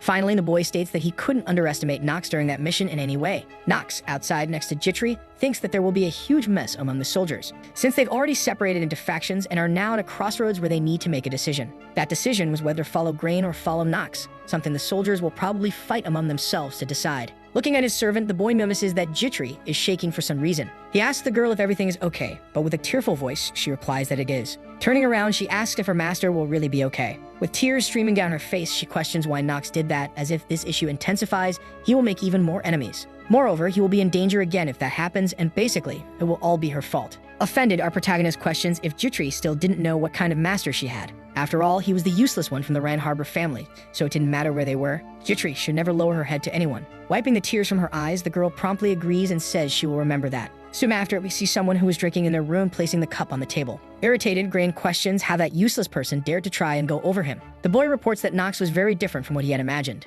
Moreover, that sword was very strange, and it was probably just a coincidence that it looked like his father's sword. The boy comments that he needed to keep an eye on Nox, but now that he had lost Schultz, he didn't know who he could trust to watch his brother. Ron enters the room and mentions that the situation on the first floor had already been resolved. But something bothered him, as young Master Nox was completely the opposite of the rumors they had heard. Granny, looking at the man, thinks that Nox wasn't the only one who was different there, as the man was supposed to be captain of a night order that had done a lot of work in the area. That's why the boy asks how Nox, who only studied from books, knew that place better than Ron, and why he didn't pay all that money for such a sloppy job. The boy then concludes that since the wave of monsters hasn't started yet, he will use the man's night orders for just a little longer. The young man then asks Ron to make sure to get rid of the monsters and bandits in the neighborhood, and if Nox starts acting strangely, to inform him immediately. The head of the Knights promptly responds that he understands and soon begins to leave the room. A short time later, we see Jitri asking her master what he had done during the day. The girl also asks if, by any chance, he went to check the village walls, and Nox, while analyzing a potion, replies that he did, since they could barely stand. His servant asks how they are going to stop the monster wave, and the boy responds that they should go to a certain place. Jitri, confused, asks where they were going since their inn was on the other side. Our protagonist just replies that he was thinking of recruiting someone new for his team, remembering that even here it was possible to find someone excellent. In his mind, Nox reveals that this character was Alina, someone he recruited every time he came to Chaders, and she was a genius at making potions. This meant that she was a potion maker, a witch who makes potions to make a living. Hooded, Jitri and Nox walk through the city in a certain direction. The girl, confused, asks if there really was a genius potion maker hiding in such a rundown place. The boy promptly replies that there is, and Jitri states that she didn't understand, since if she was so talented, she shouldn't be hiding in such a remote corner. Nox simply replies that Alina probably has her reasons, while thinking that the reason is that this is the hidden route to complete the Chaders arc. Because in the future, Alina will be working for another empire instead of Arkheim. And if the player doesn't complete Chaders with that hidden route, they will never find Alina again. Heading toward an isolated part near the city's sewers, Nox asks Jitri to follow him and watch where she steps to avoid falling. Jitri simply agrees, but in her mind, she wonders if there really was a person of that level hiding here. As they walk through those dark corridors, suddenly a light turns on and Jitri quickly becomes alert.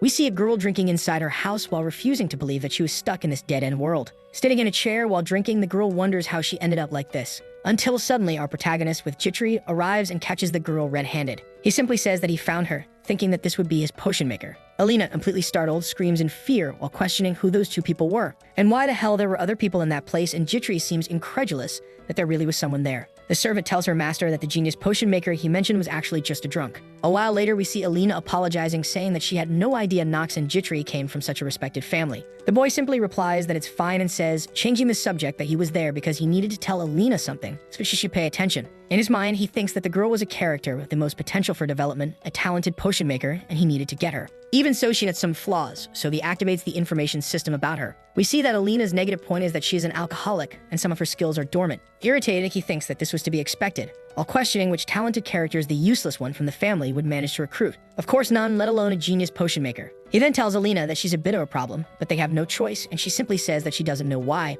but she wants to apologize if she made him angry. Jitri calls for her young master and says that she knows she's going over the line with what she's about to say, but she doesn't think hiring that alcoholic is a very wise decision. Nox replies that he knew that too, but they were out of options, and Jitri simply accepts the choice. Returning to the subject, Alina says that she wants to know why they came to find her in such a place. Our protagonist then answers that he will get straight to the point and asks Alina to join him and his group. The boy also mentions that if she follows him, he will give her whatever she needs. Alina starts trembling, very tempted to accept the offer, while Nox just observes. However, the drunk girl apologizes and says she couldn't accept his offer, as she had something she needed to do.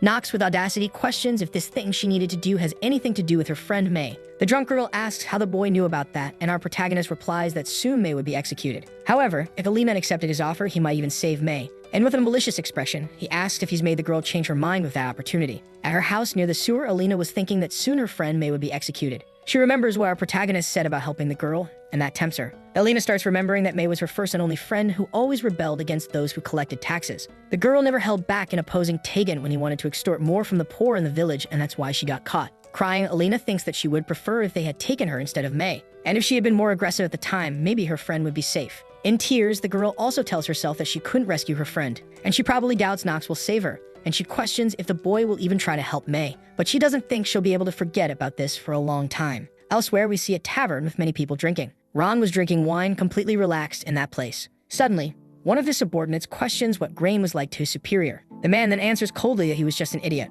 Moreover, they were only pretending to act like a night order, and Grain had fallen for the plan. One of his lackeys says that, although it was a coincidence, it was worth it to have raided the Night Order's place, Ron, since they even managed to get a pendant that could be used for even bigger jobs. Ron then adds that if they show the badge to the Ryan Harbor family, they'll think he is the captain of the Night Order, Ron, and because of that, he would receive benefits. One of his colleagues comments that even with things happening by coincidence, it's interesting that their boss's name is the same as Ron's. Ron then says that if they take Grain hostage, they will probably make a huge amount of money from the ransom since it's the Ryan Harbor family they are talking about. One of these soldiers seems somewhat bothered and suspicious, and the boy questions if everything will be okay. He mentions that among the 3 Shadow families, Ryan Harbor is the most influential, and he wonders if anyone has ever survived after messing with him. But as soon as he says this, everyone celebrating becomes extremely uncomfortable. They start calling the boy a coward and saying that's why others called him an idiot. Ron tells all of his colleagues to shut up and then questions what the little boy thinks this place is. The chief comments that they are enchanters, and even the Imperial family abandoned that dump. In other words, they were going to make Grain a hostage, take the ransom money, and then head back to the east.